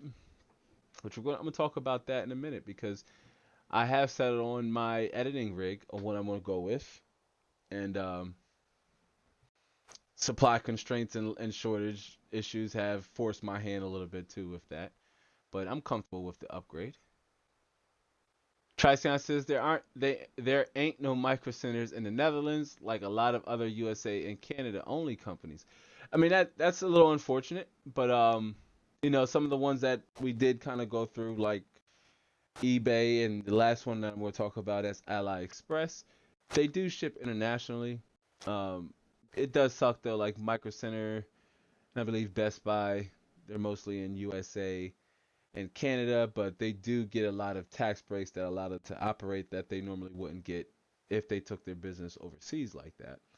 So that's why that's the case. It definitely sucks though. Like I wish our foreign friends and fam could get the same benefits awarded, that we get here over in the States. Darkness Play says coming up on 100 minutes on the stream.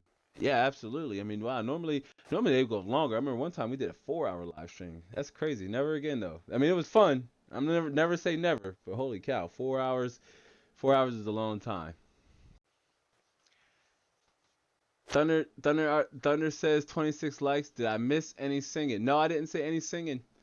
I didn't say any singing, and I want to say I'll sing at 30 likes, but we're only 4 away, and I got a feeling we'll get there before the live stream ends.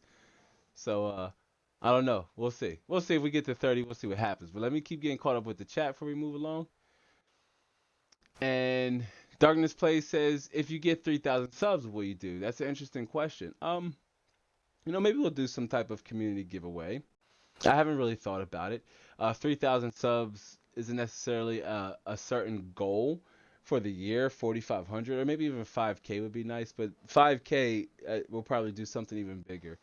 A goal of mine here, and I never want to say I only want X amount of subscribers. I mean, that's one number you really don't never want to just be like, I'm okay, I'm content with X amount. If you do create content here on YouTube on the platform, or if you've done in the past, and you know kind of exactly what I mean. You may say, oh, I only want 100 subscribers, but then you get 100. You say, oh, I want 500. You get 500. You're like, oh, I really want 1,000. If I could just get to that 1,000, you get 1,000. You're like, well, now I really want 2,000. 2,000. You get to 2,000. It's just never enough. It just never stops. But 10K I think is a milestone that we're just gonna go wild with. If we can get to 10,000 subscribers, here on this channel, that'd be amazing. That'd be amazing. But we'll see though. We'll do something. Definitely. Definitely Darkness Plays. Good question. Han Slomo says, in China, I buy everything online.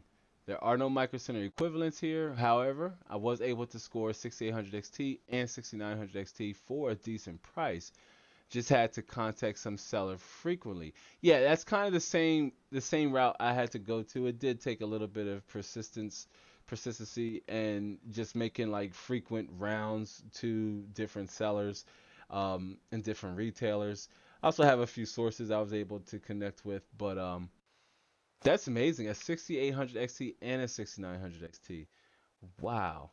Wow. I know you can't wait till, AMD finally drops their support for variable refresh rate shading and their version of ray tracing with DirectX 12 Ultimate.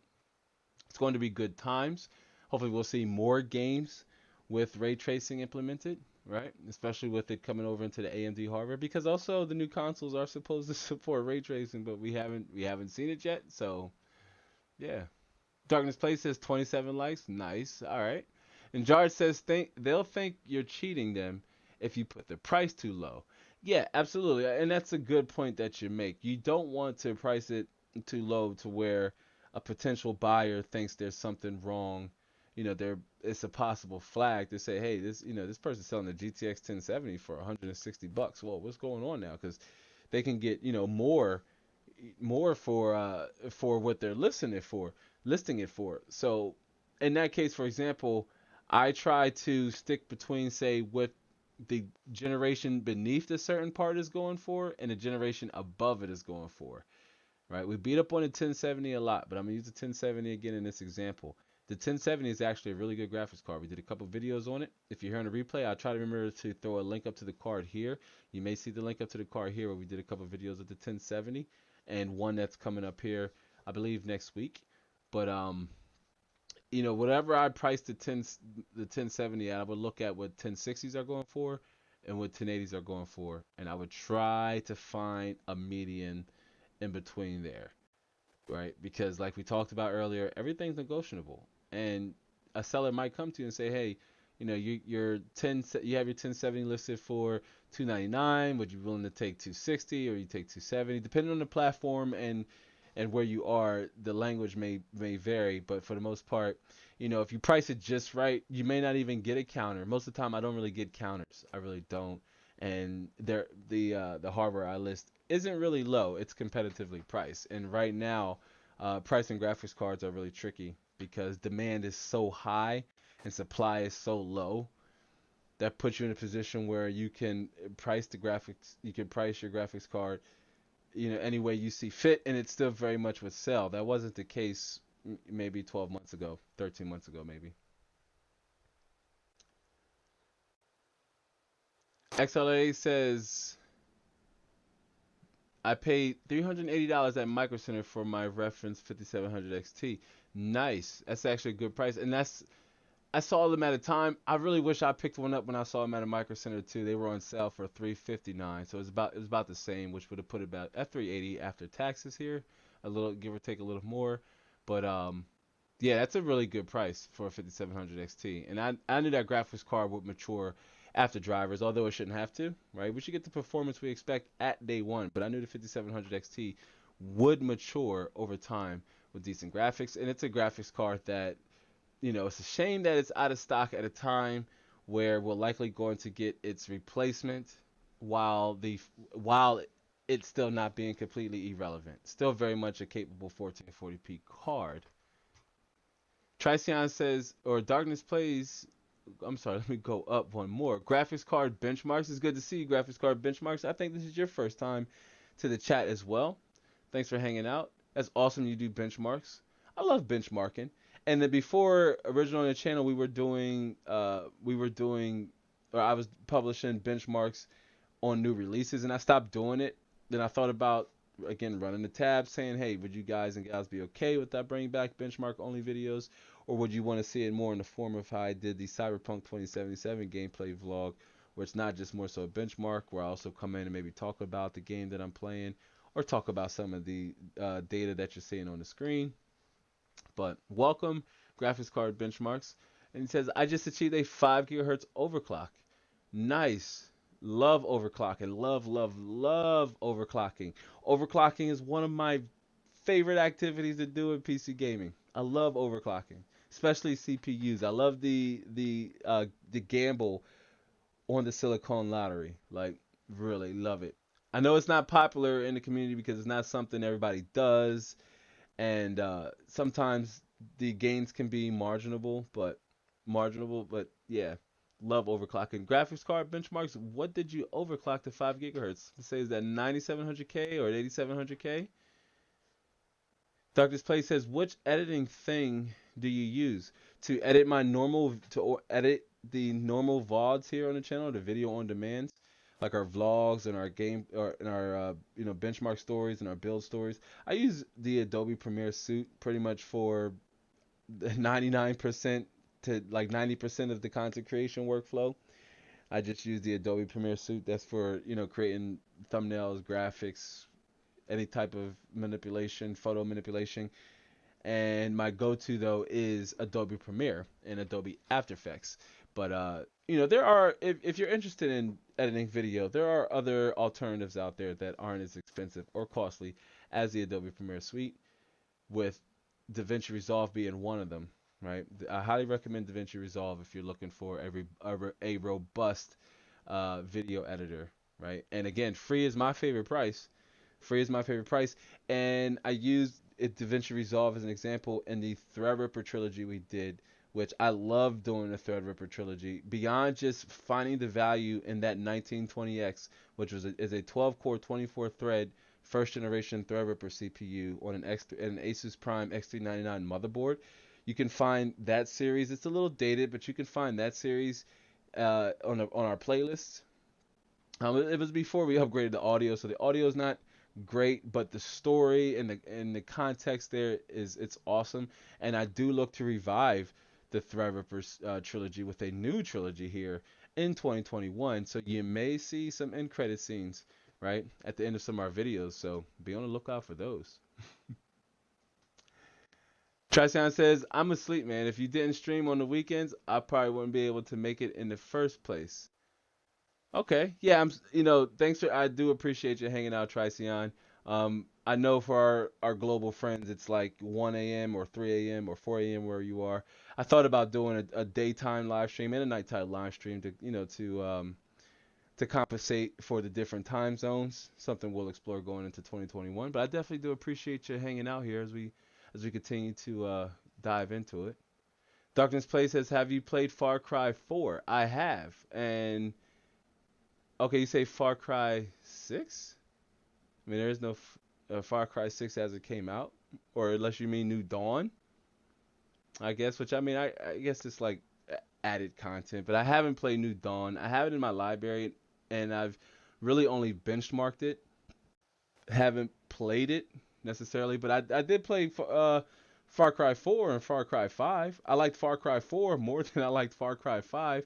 But believe it or not, it's underrated, and I know this is unpopular opinion, but I enjoyed Far Cry Primal more than I enjoyed playing 4 and 5. Far Cry Primal was really dope, and I really liked playing Far Cry Primal. It was a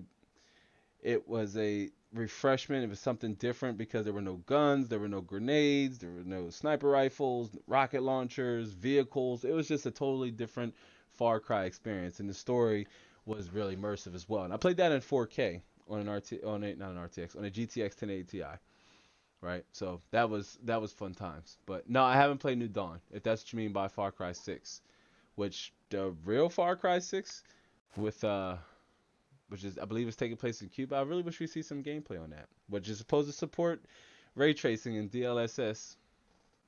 XLR8's fame, XLR8's favorite feature, right on Turing and Ampere.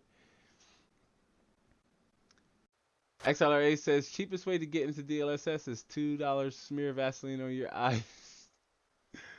Oh, come on. XLR8, I mean, DLSS 2.0, it's bad, but it's not that bad. I promise. We're going to do more tests on it. It was definitely Vaseline.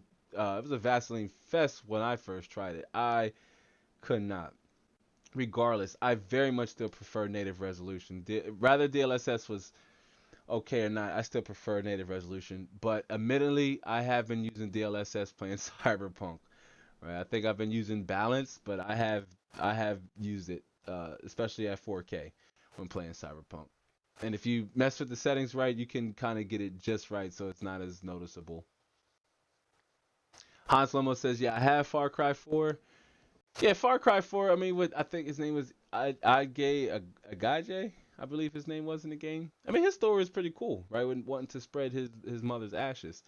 The game was nice, but Far Cry Primal for me personally, it goes Primal 4, and then 5. 5 was okay, but I just felt like there wasn't enough to do in 5 outside of hunting um, to upgrade weapons. Whereas Primal, like you wanted to build your encampment. It was really fun hunting in Primal too. Darkness Play says, "Did anyone ever play Far Cry 6?" Yeah, I mean Far Cry 6 isn't out. Unless you're talking about New Dawn, we're going to call it New Dawn. New Dawn, because Far Cry 6 is announced. They're not calling it Far Cry 7. Bad Habit says, "I've never overclocked. Afraid to. Not sure how to." Well, depending on if you're overclocking CPUs, which I almost highly recommend you do in the BIOS, right?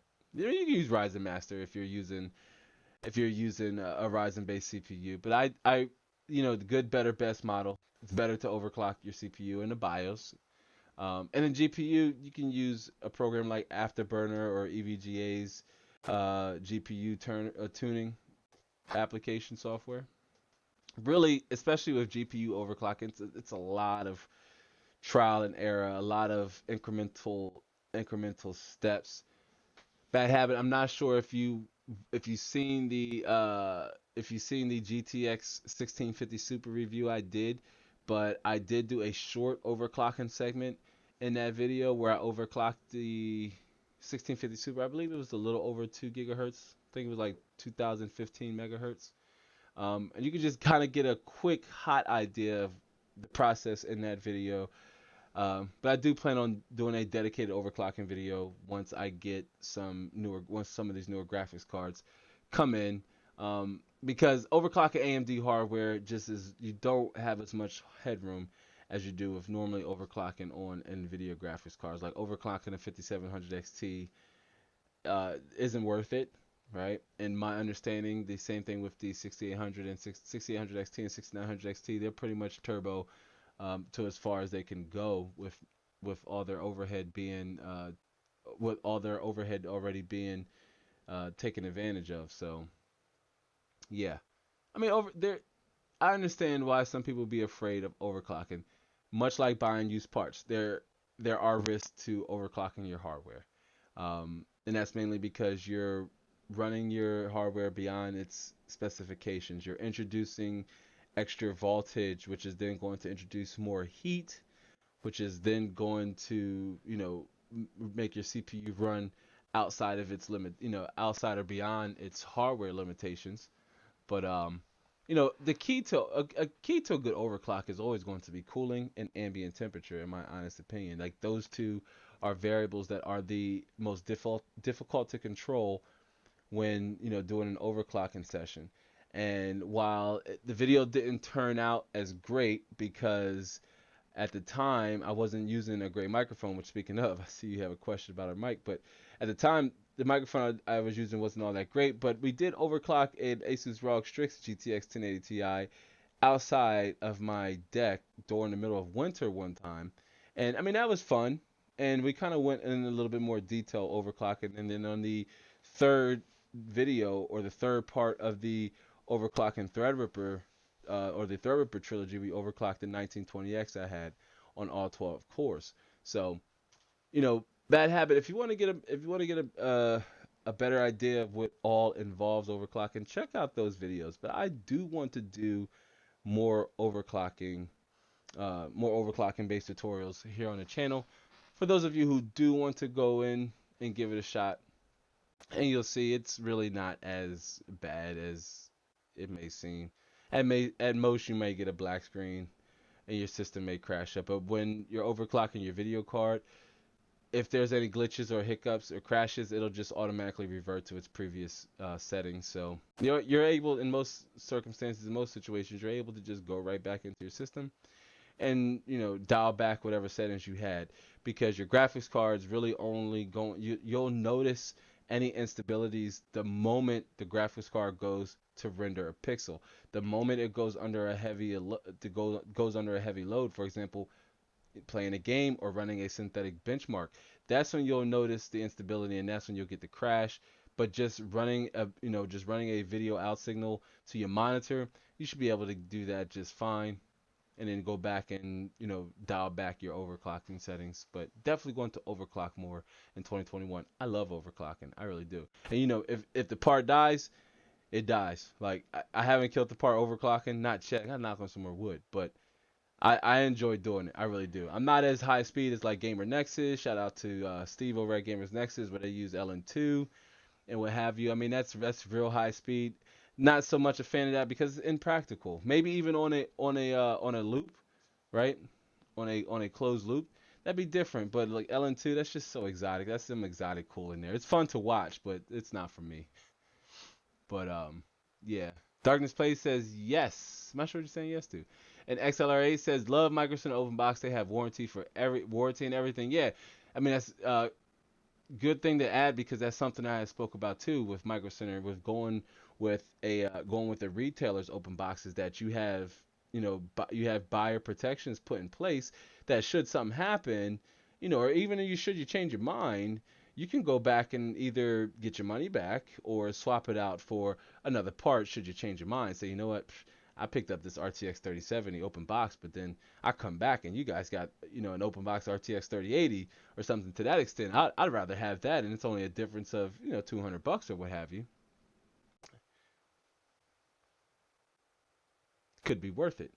Looking over here at the chat, because XLRA says they bought it and the wife said you better take that back. That's funny because I've been trying to get to Micro Center all week, and I haven't been able to get there. And you know what my roadblock has been, then I resonate with that.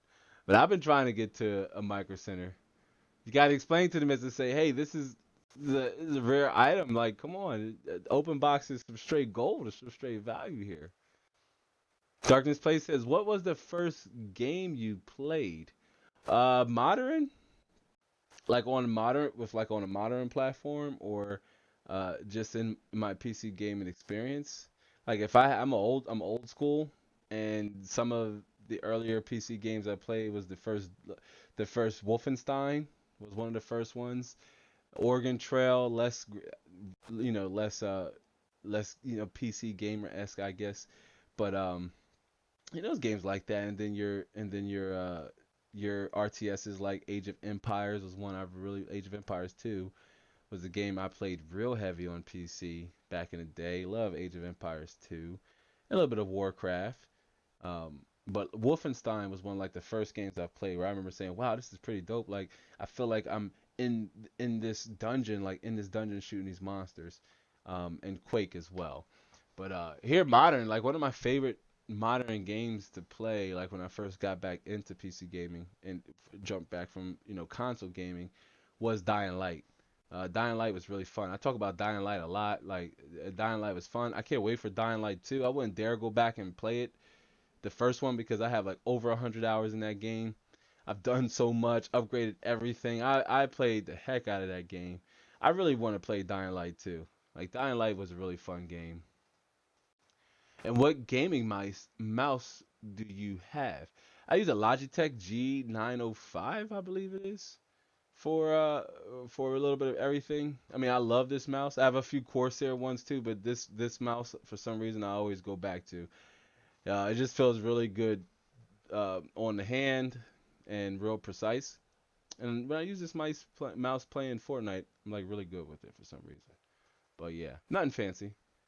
And Han Solo says, talking about Cyberpunk 2077, I noticed it's far more buggier on my Alienware laptop than the AMD B system. Could be a coding issue due to more calculation power is provided by the AMD rig. Okay. What hardware is in the Alienware laptop? Because interestingly enough, and this could be based off of a hunch with some fact, and that's simply because CD Projekt Red, which is hard to take at face value. I know they've gotten a lot of flack here recently for the game, and they straight up lied about a lot of stuff about the game. Their flack is warranted, in my honest opinion, but we shouldn't blame the developers. I developed independent games for quite a while as an independent developer, and we really shouldn't blame the developers. This is poor management and uh, super ambitious marketing at this game that a lot of here recently I've been watching a lot of like what's been left out videos because I avoided the hype, I avoided the trailers, I avoided the concept art, the interviews, all those things. When the game was announced back in 2011, I said that looks like a cool concept. I remember the board game. This is going to be a game I'm going to be interested in playing down the road. Wow, it's going to be an RPG. It's going to have this. I love the futuristic setting and the aesthetics of the game. Can't look forward to it. I just tuned everything out and kind of went in with not having too high of an expectation for the game. But looking at what they left out, it's almost like they developed an entirely or they published and launched an entirely different game than what they spent the last 8+ years working on. But the game just isn't very well optimized, no matter what hardware it's being ran on. I'm slowly testing it on different configurations here in the lab to kind of to demonstrate that. But if you watch any benchmark videos, it's kind of there. It's evident. And Cyberpunk CDPR once said that the game is both CPU dependent and GPU dependent. It requires having, you know, a, the game relies on you having an adequate CPU and an adequate GPU combined, right? No matter the graphic setting, and that's very telling signs of an unoptimized game. No matter what you're running it on, there's only going to be so much, FPS output. But in terms of bugs, I haven't really experienced a lot of the bugs I've seen, but I have experienced a few quest crashing bugs early on. Not so much now with the last past couple patches, but really the bugs aren't my issue with the game. I can get over the bugs. The problem is the context, or I'm sorry, the content in the game. There's literally not enough to do. The police system is definitely broken. How the cops just spawn on you when you commit a crime. They just spawn on you. They don't chase you in cars. They really don't chase you at all. But no matter where you could be standing on top of a building and commit a crime, and the cops will just spawn on top of the building. Like there is no bounty system that they once told us. There is no robust police system where you can bribe the cops to commit crimes. I mean, there's none of that. There's no vehicle customization. There's no third person perspective. There's just a lot of stuff they left out in the game with UI changes and what have you. It's like once you go back and see what was originally supposed to be promised versus what was delivered, you can see why the investors have formed their band to file that class action lawsuit on them, because even they realize this isn't the product that we invested in CDPR. So, they're at a very weird place right now because you know, they were the developers everybody revered, right? Like CDPR could do no wrong. And this is like a hard fall from grace, especially when their game is all about corporate greed and capitalism and what have you. And it's like CDPR's board are victims of, corporate malpractice, if you will, themselves. This is kind of like a very ironic 360 slap in the face CDPR has enduring, but the product is definitely, half baked and half shipped. It's good that they're getting out the patches and updates rather quickly, but yeah, I haven't really experienced a lot of hard bugs and hard crashes, especially like the T-pose and the nudity bugs. I haven't really experienced those. But the game is pretty straightforward in my honest opinion. Like even getting up to 100 hours, I'm like forcing myself around because as my character gets stronger, the game is definitely not hard. The lack of a robust police system is definitely disheartening because you just commit a crime and just drive away and your star level drops down. There's just so much missing in it. There's so much missing, and the bugs can get fixed, but adding content like that to the game is just very unlikely at this point. Bad Habit says cool will do. So the benefits of overclocking are more FPS. I mean, in a nutshell, you do get in terms of productivity, you do get faster render times with overclocking a CPU, with overclocking your CPU, and GPU. You normally do get higher FPS, but one area that I've seen that isn't talked about as much, and that is the increase in your 1%, your minimums and your 1% lows. Normally, that's where I see an increase in overclocking a GPU, at least by 10 to 15 frames in that area. You do see like more average FPS, but your dips are just as important as your averages, as it's indicative of stuttering and frame drops that might be chalked to slow memory or a potential bottleneck somewhere in the system. But yeah, in a nutshell, overclocking, more FPS, faster render times, introduces more heat. So this is why I definitely don't recommend you doing it on air. You can overclock on air, especially if you have an aftermarket cooler, but definitely not on the stock coolers that come with Ryzen. I wouldn't recommend it. XLRA says Tahan Slow-Mo sounds legit. Sometimes I've noticed that not with CP20, Cyberpunk 2077, but with other games, Alienware makes dope laptops. Alienware also makes really nice monitors. I like their line of monitors too.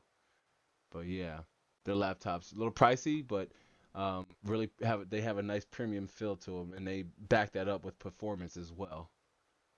Bad Habit says I got my 1070 as an open box 5 years ago and still working fresh. Yeah, 1070 is the king. 1070.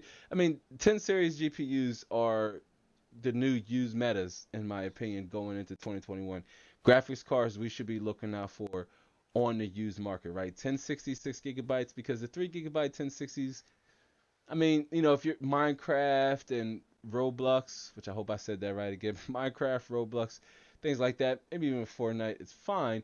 But for high settings 60 plus FPS, you start looking at your 1066 gigabytes and your 1070 8 gigabytes, and you're in good territory for a GPU that's going to have a solid life expectancy, maybe even up to 4000 series RTX graphics cards. Which I'll be honest with you, that was one of my biggest concerns. Getting a graphics card, 'cause 4000 series is coming sooner than later. We'll likely get 3080 Ti, and then by the end of fall, sometime around September, October, like when the 30 series launch, that's when we'll see 40 series graphics cards. Maybe announced with a early January release, but they are coming. They are coming. But you know the motto around here, y'all. We got to get it on some labware swag. Old, old doesn't necessarily mean obsolete, right? And even then, a 3080 or a 3090 or even a 6800 XT still very much would be far from old or obsolete, even if 4000 series graphics cards did drop. Ron, oh, I see Myron's in the house. It's good to see you, Myron. Myron comes in with the wave. It's good talking to you the other day too. And Darkness Play says 28 likes. I know, right? I'm not sure. I said maybe I'll sing at 30 likes. I don't know. We'll see. We got a couple minutes left of the show. If we get to 30 likes, I'll consider it. I'll consider singing. Maybe I'll do a little bit of singing, a little freelance singing. XLRA says, I know I'm excited for Intel's Rocket Lake. Yeah, me too. And I will do this. I will disclose this bit of much because I know Tricion asked me on Twitter, what was our goal with, and I said I don't want to disclose too much because I want to save it for the series. But I do have my eye set on the 500 series chipset that comes out. But the biggest thing with the upcoming the 11th gen that's going to be based off the Willow Cove cores, which are similar Comet Lake cores. There won't be a 10 core 20 thread i9, say 11900K. It's likely the chipset's going to max out at 8 cores and 16 threads. So I said, well, if I get a 10900K, I would likely be able to use an 11th gen CPU because normally they're backwards compatible up to 2 generations. But I will miss out on some of the newer chipset, technologies like PCIe 4.0 and any other new technologies that may come with, say, the Z500 chipset.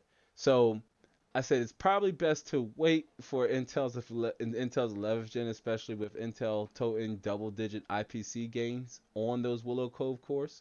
So very interesting to see if we can get a 10 to 15% IPC boost from, say, 10th generation Comet Lake S. I believe it's Comet Lake S, or the 10 900K and the 10 700K.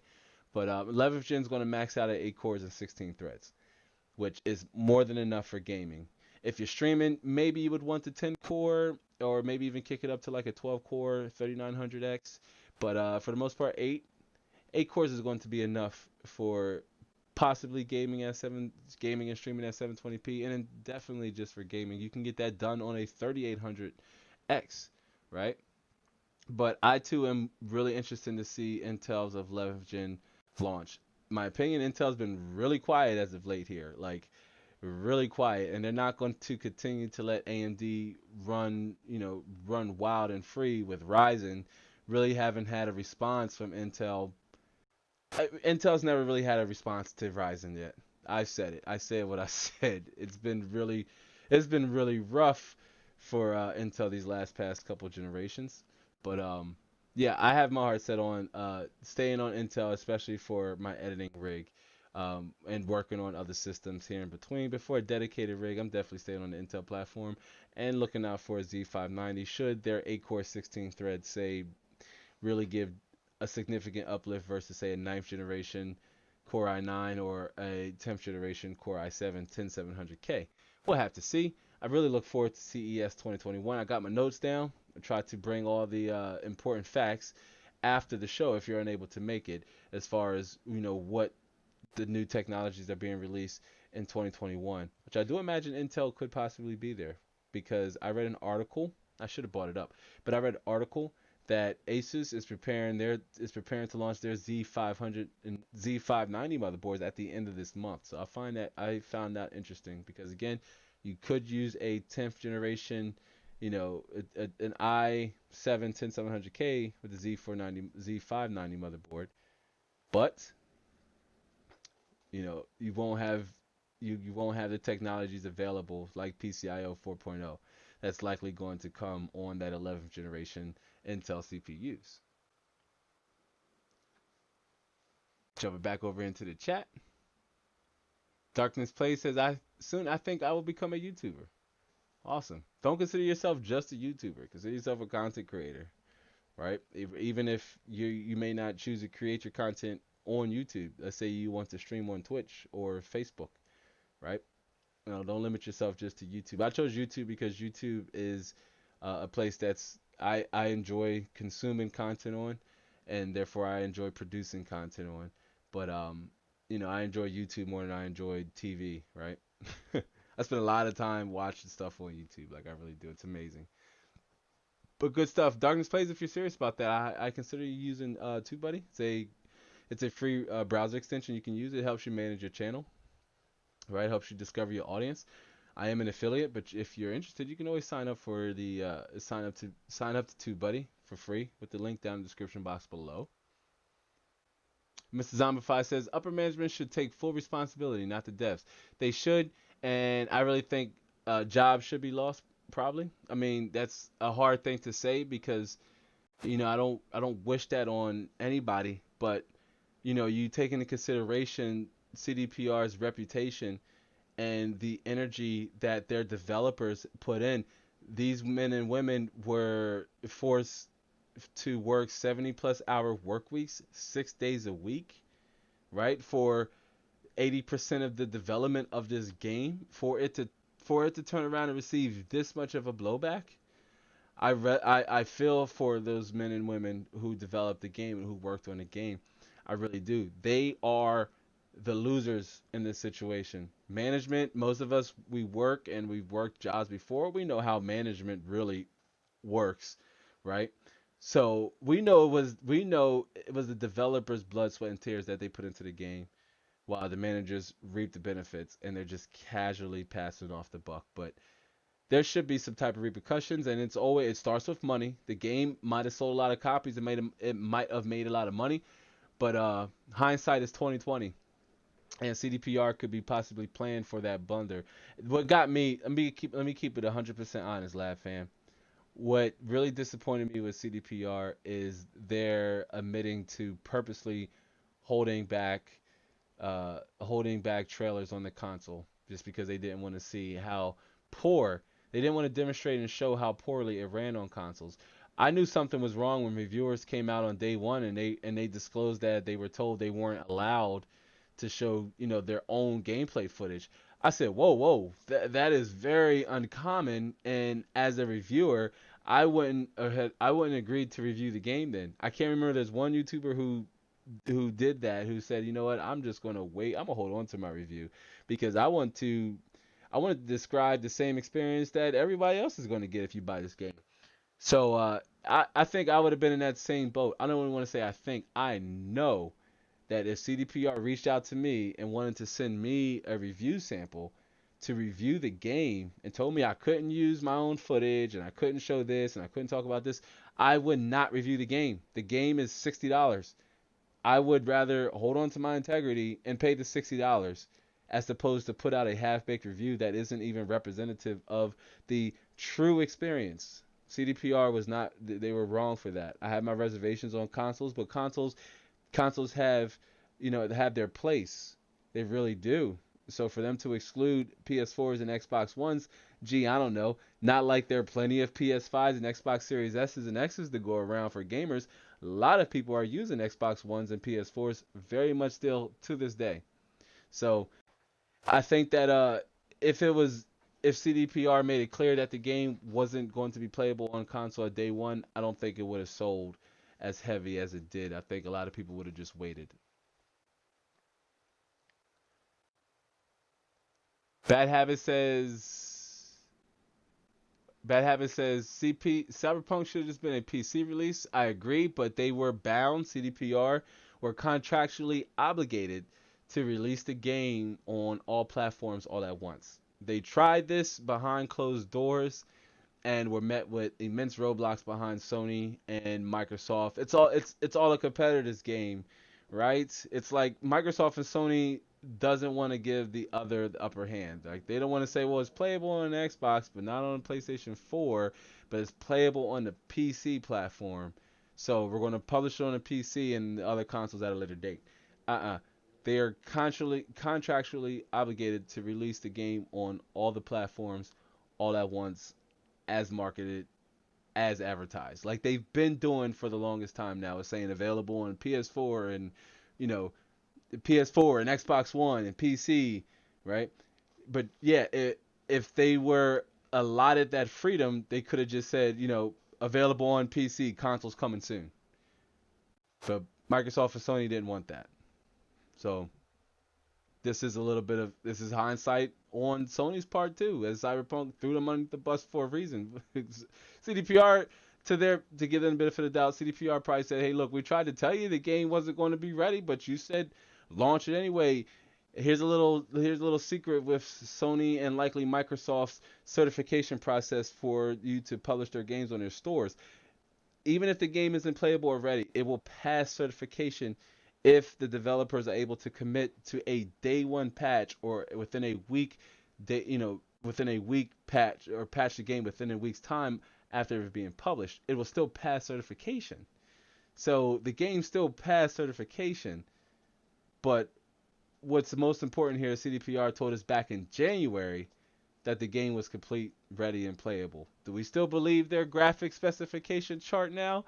Not at all. And we talked about that on a couple live streams ago. If you want to check that one out, that live stream was fun, super long, but definitely fun. Tons of replay value. Definitely give that one a watch because we talked about trusting game developers and their hardware charts. As Cyberpunk 2077, I cannot imagine it being playable at their 1080p minimum requirements at high settings. It's insane, and I really think that CDPR engaged in some shady practices here, and they took advantage over the trust that they've acquired with the gaming community from their games like The Witcher 3, which I came into The Witcher 3 super late. It's a great game. I enjoy it. It's something that I slowly play it, but yeah, they lost a little bit of my trust for that right there, for them purposely coming out in line and saying, yeah, we purposely didn't show the game on, consoles because we know it looked like crap. It's craziness, right? Craziness, craziness, craziness. Darkest Place says earlier that we had 28 likes. That's awesome. But trust me, we're dropping down. What's up with that?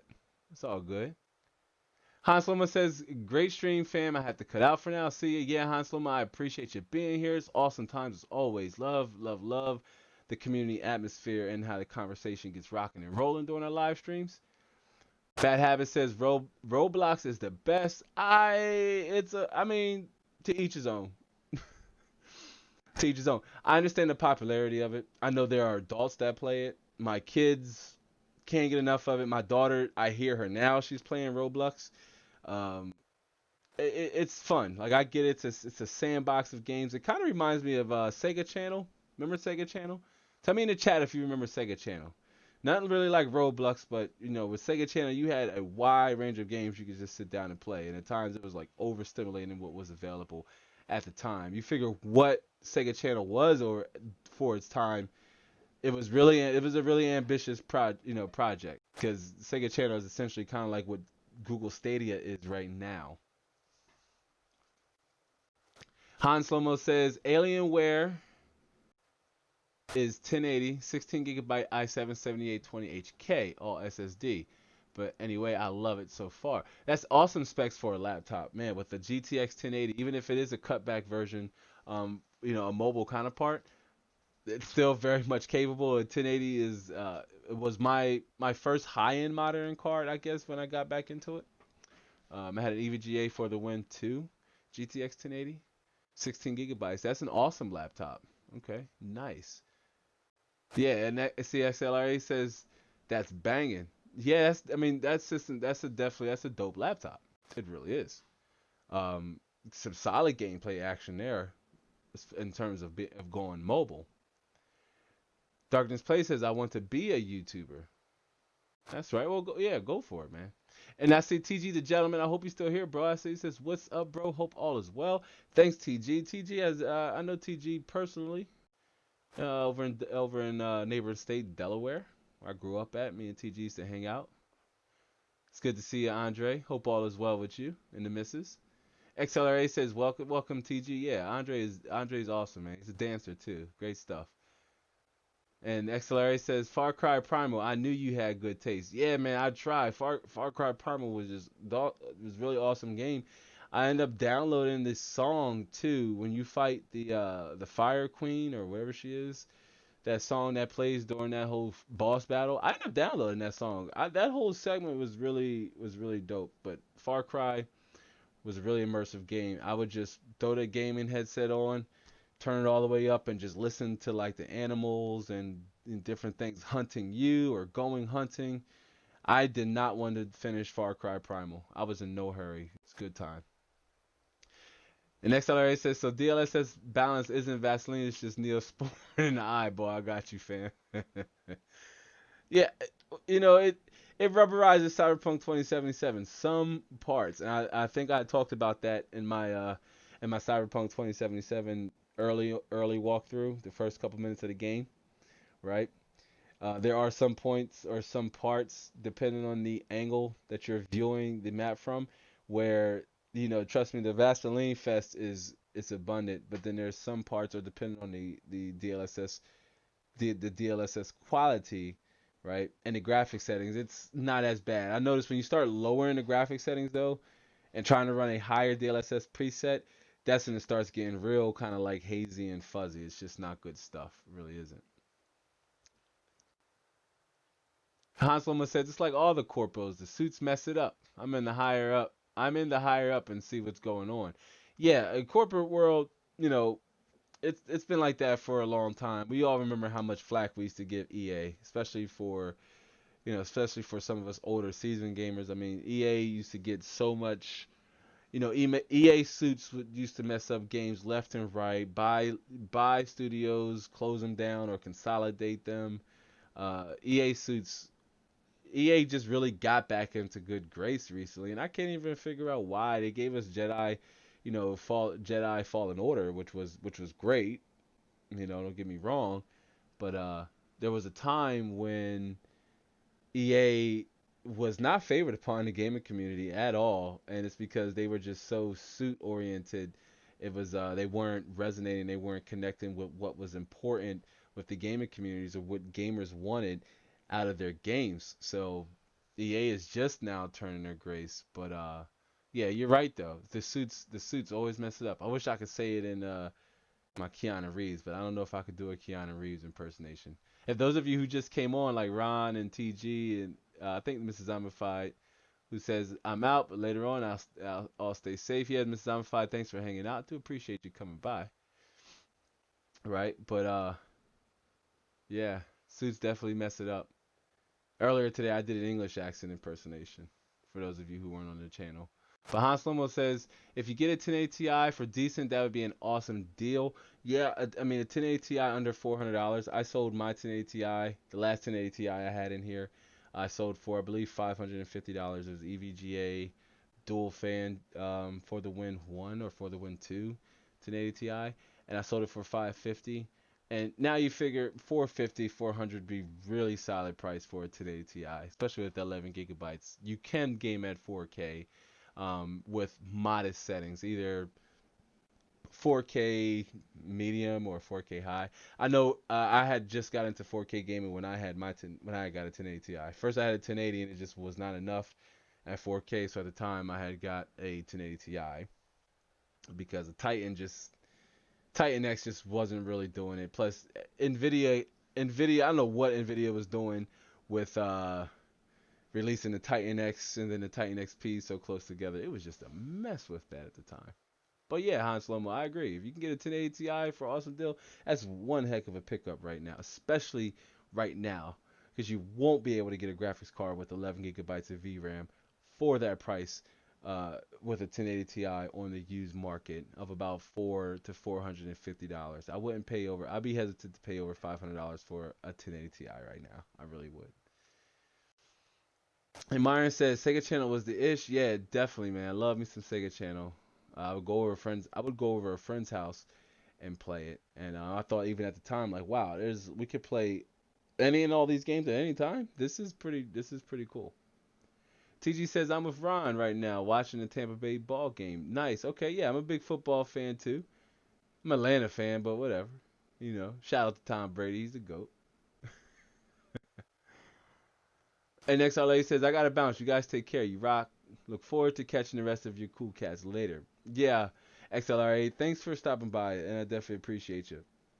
And I tell you what, jumping back here and going back to some of the places where I recommend you shop. The last one being AliExpress, which AliExpress, there are some listings that you would want to kind of keep a lookout for.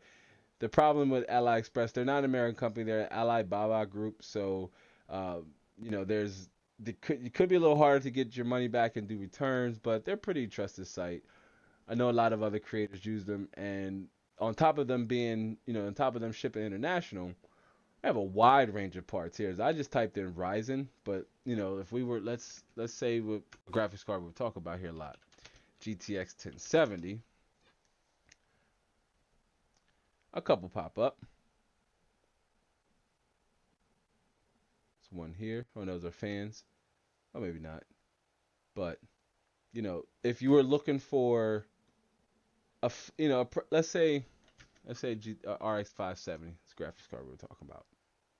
See if they have any RX 570s. So a couple RX 570s. You could pick up a couple XFS brands.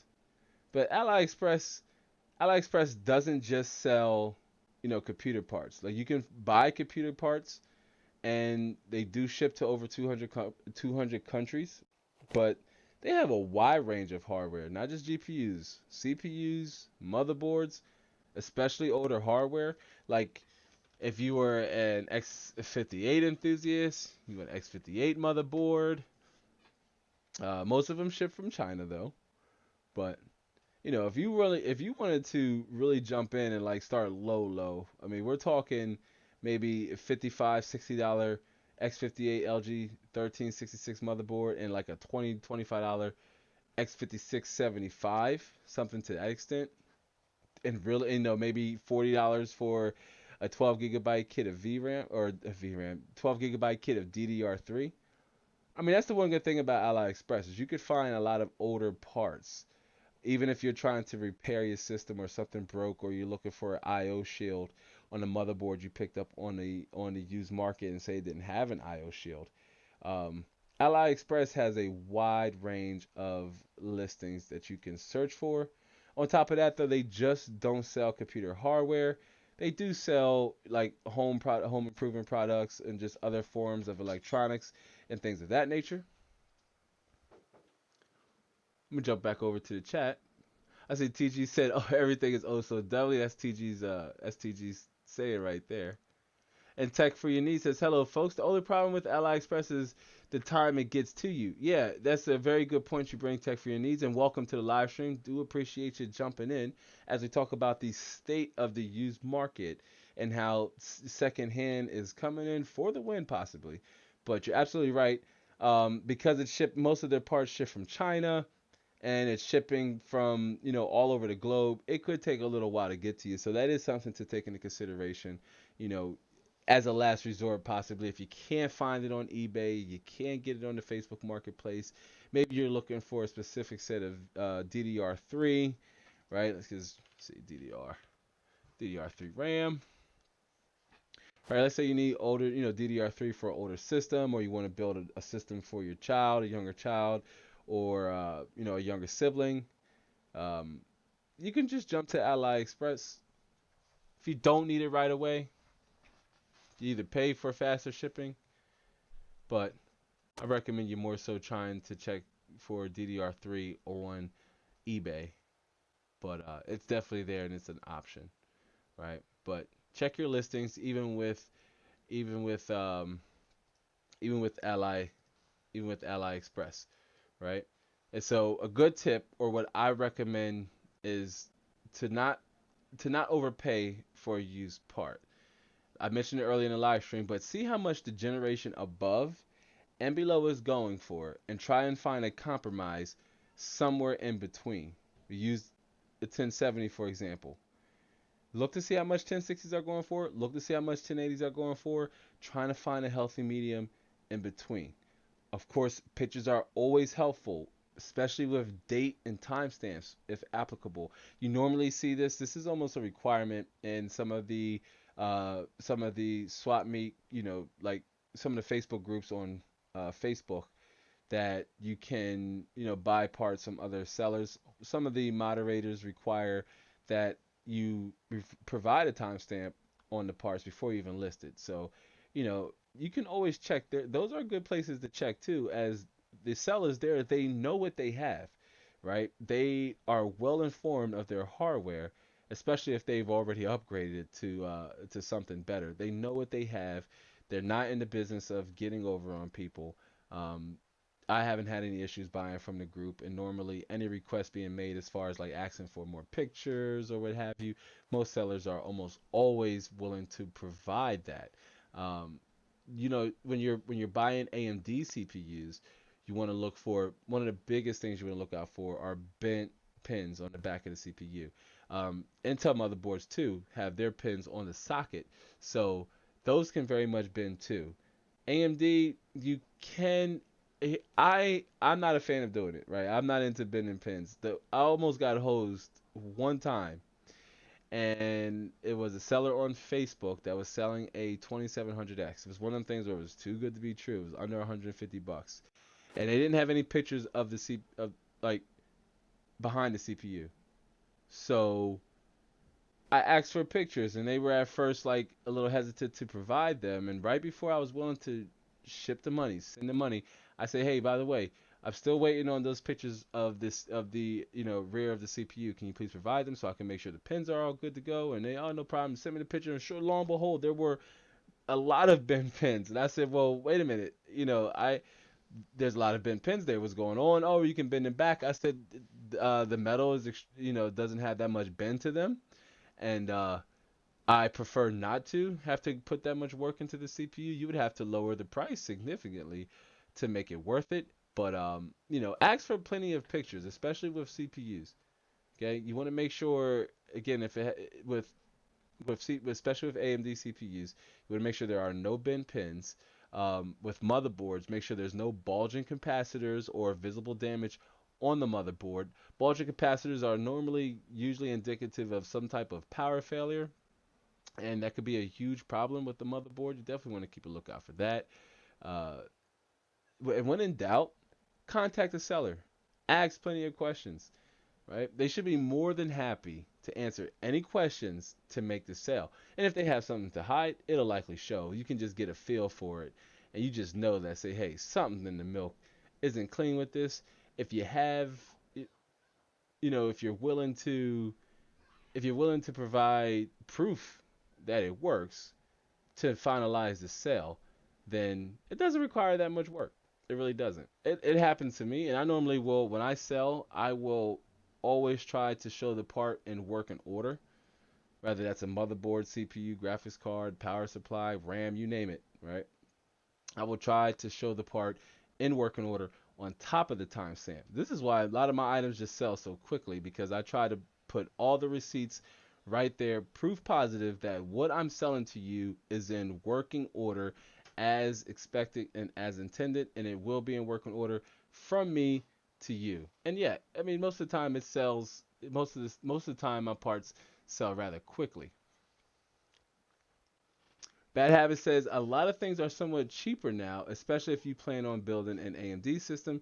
You may not even want to look at the used market. That's true too, um, and that is aligned with the recent video we did going into 2021. Building the PC was a little over $800, and really what it boils down to is the unstable prices of GPUs, because with that build we did a 1660 Ti. The MSRP for 1660 Ti is $279, but you cannot find a 1660 Ti right now for $279. I believe that one we found was for a little over $300, 349, which put it over $800. The budget was for $800, but the graphics card put us a little over that, and it was about 839, 829, 839. So that's why I kind of pitched it as a system under $900, and it's all new parts.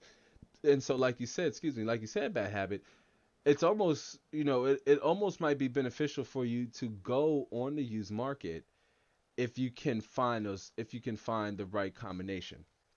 Right, and by right combination, I mean here recently I see a lot of Ryzen 5 3600s, but not so many 2600s. See a lot of 2600Xs, 3800 XT, and 3600 XT. But and even at that point, it would have put us over the budget. So I stayed with the B400 series chipset, to afford more, more upgradability, at least on that path. And that's something you can still capture on the used market, though, especially with the abundance of B400 series motherboards, and even X300 series motherboards. As we jump over here, and I go to the Facebook Marketplace, if I just type in, let's say, B450 motherboard, there's a couple here to choose from. An MSI Tomahawk for 130, 100 B460 motherboard, not bad. $100 B550 motherboard. It's actually not a bad deal here.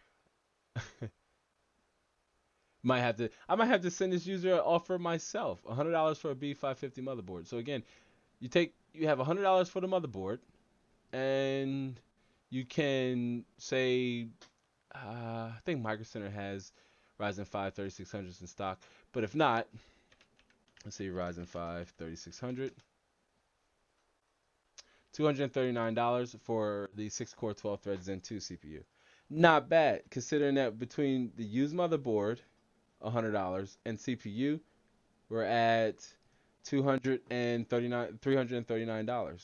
Throwing a 16 gigabyte kit of RAM for 50 to 60 bucks, and you just hit the 400 mark, and you have your core system in place, right? B5 500 series chipset and a 6-core 12-thread CPU with better upgrade path on a B5 with this 500 series chipset, which is what I say $100 is a really good price, because it puts you in a position to say, should Zen 3 stock manifest and actually come into fruition like we all hope, because the 5600X at a $299 MSRP is incredible value, and even the 5800X as well at $449. But they're goose eggs everywhere, and scalpers are still selling them marked up between 20 and 30%.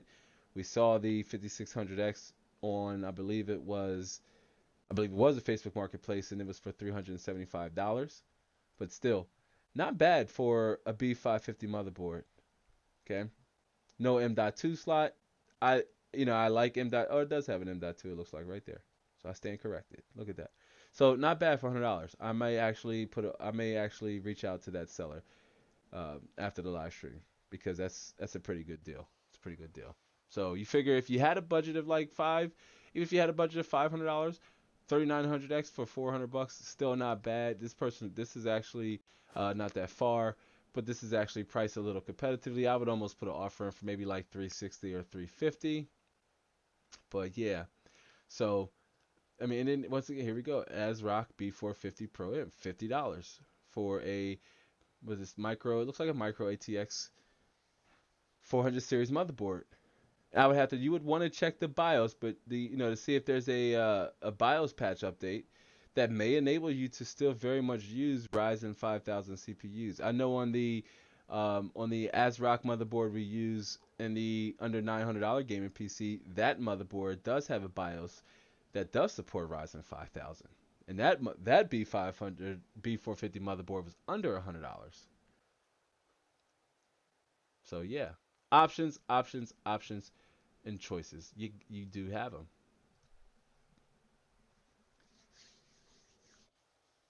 Bad Habit says, I'm sorry, Tech for Your Needs says that is great advice. If a seller is refusing something, then something is up.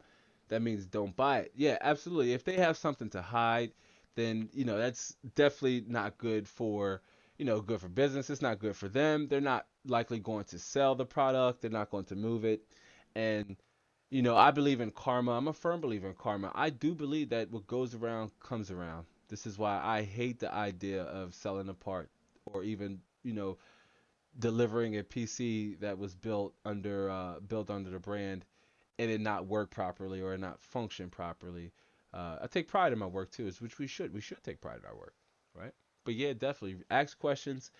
The last thing the seller should be is annoyed. I don't think I've ever been annoyed with a buyer asking questions, especially when it comes to buying PCs, used PC hardware. Like, I buy used PC hardware, so I understand, the extra level of scrutiny. You just want to make sure that, you're not running into any roadblocks along the way. I almost said roadblocks.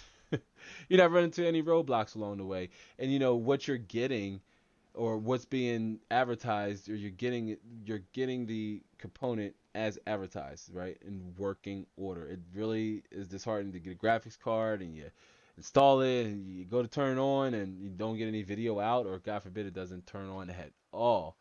Scary times. Scary, scary times. But yeah, ignore the stigma that comes with buying used or secondhand hardware. Even if you are building from the ground up or you're upgrading core components, the used PC market has hidden value, or what we like to call, used price to performance, that hidden value. You can pass that savings through to upgrade other areas or enhance other components in your system. It certainly is a better alternative to what's available now in the new market in retrospect, right? Because we just talked about some cases it might make sense to go with a B450 motherboard and a Ryzen 2600X if you can find those CPUs, right? But if you can't, then go in the used market, even with a hybridized build, saying with used case, right? We saw a $50 case on the Facebook Marketplace, right? And you go with newer components like storage and your power supply unit, or you're interested in just jumping in and getting into PC gaming now, and you want to just get a base foundation, something you can upgrade and improve a little bit down the road. You definitely have those options. There is a chance of being beat or hosed or scammed or whatever you want to call it, right? But it's part of the risk that comes along with the reward in this market. It's part of the game, and you just got to know how to play it. Got to know how to protect yourself. Got to know how to walk with caution and prevent a lot, or decrease the chances of you getting scammed, or decrease the chance of you buying a part that doesn't work, or sometimes you might be excited. You might say like, "Hey, I can't believe I found this part. This is a good deal. I'm just gonna, I'm gonna buy it." And maybe you overlook something in the description that maybe pointed out that say, "Hey, I don't have the IO shield, right?" Or two of the fan headers don't work, or the USB 3.2 header doesn't work. You may have to get like a PCIe USB adapter, something to that extent, right? So it's always the proof is in the pudding, the devil is in the detail. Read the description, check for pictures, ask for proof when possible. It's not always possible because some people say they'll upgrade and say they upgrade their graphics card and they take it out and everything is all set in place. They say, "Hey, I don't have a secondary system where I can test this." Ask for pictures for like manufacturing stickers. You can see when the graphics card was manufactured, look it up. Then you'll be able to tell how old it is and how much more life expectancy it may have.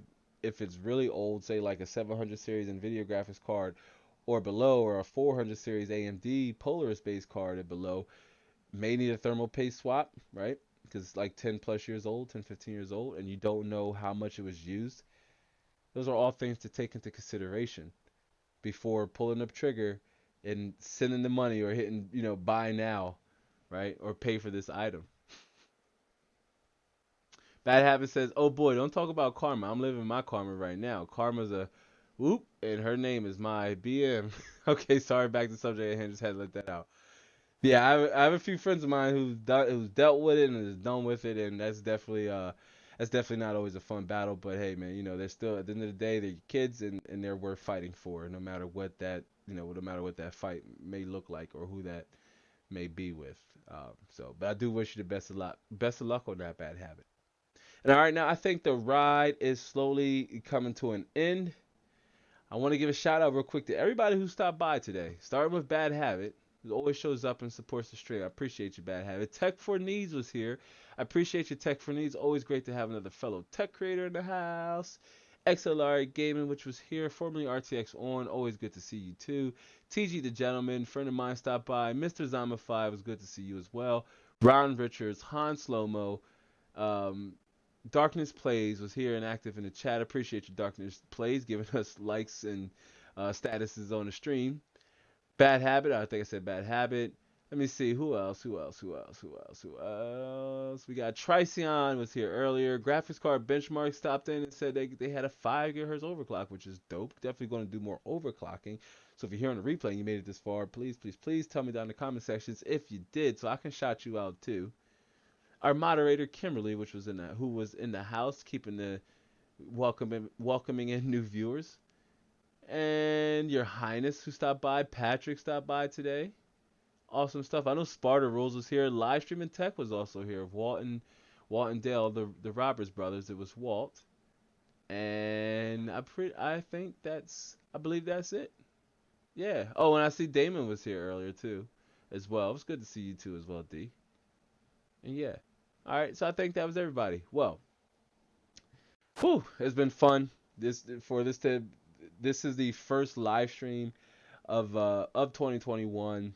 I made some subtle changes in the beginning. I'm not sure if you were here for the intro, but do keep a lookout for more changes that have come to the show as the show will continue to evolve. More content planned for the 2021, starting with my personal update blog. Again, do be sure to check the description box for the email or for the newsletter, the merch, the Teespring link for our merch store, and for the website for the extension of content, where you can find text-based content in the form of blogs and more pictures and more behind the scenes with the overall brand. So yeah, definitely check that out. But anyway, I'm gonna go ahead and go. Okay, thanks for hanging out for this live stream. I hope to catch you on the next one. So until then, be easy.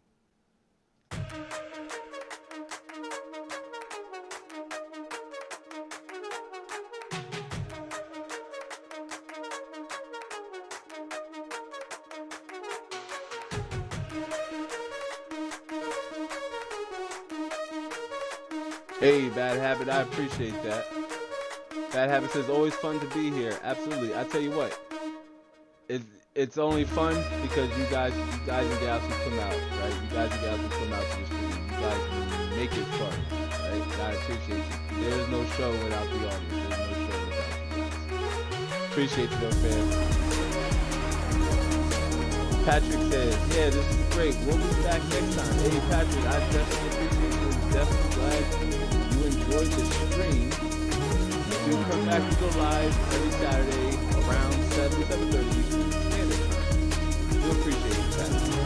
Definitely glad you enjoyed the show. And Happy New Year to you as well. Do remember to give the stream a like. And if you haven't yet, please definitely be sure to subscribe to the channel on your way out for more content. Happy New Year to you again. Enjoy the music, guys.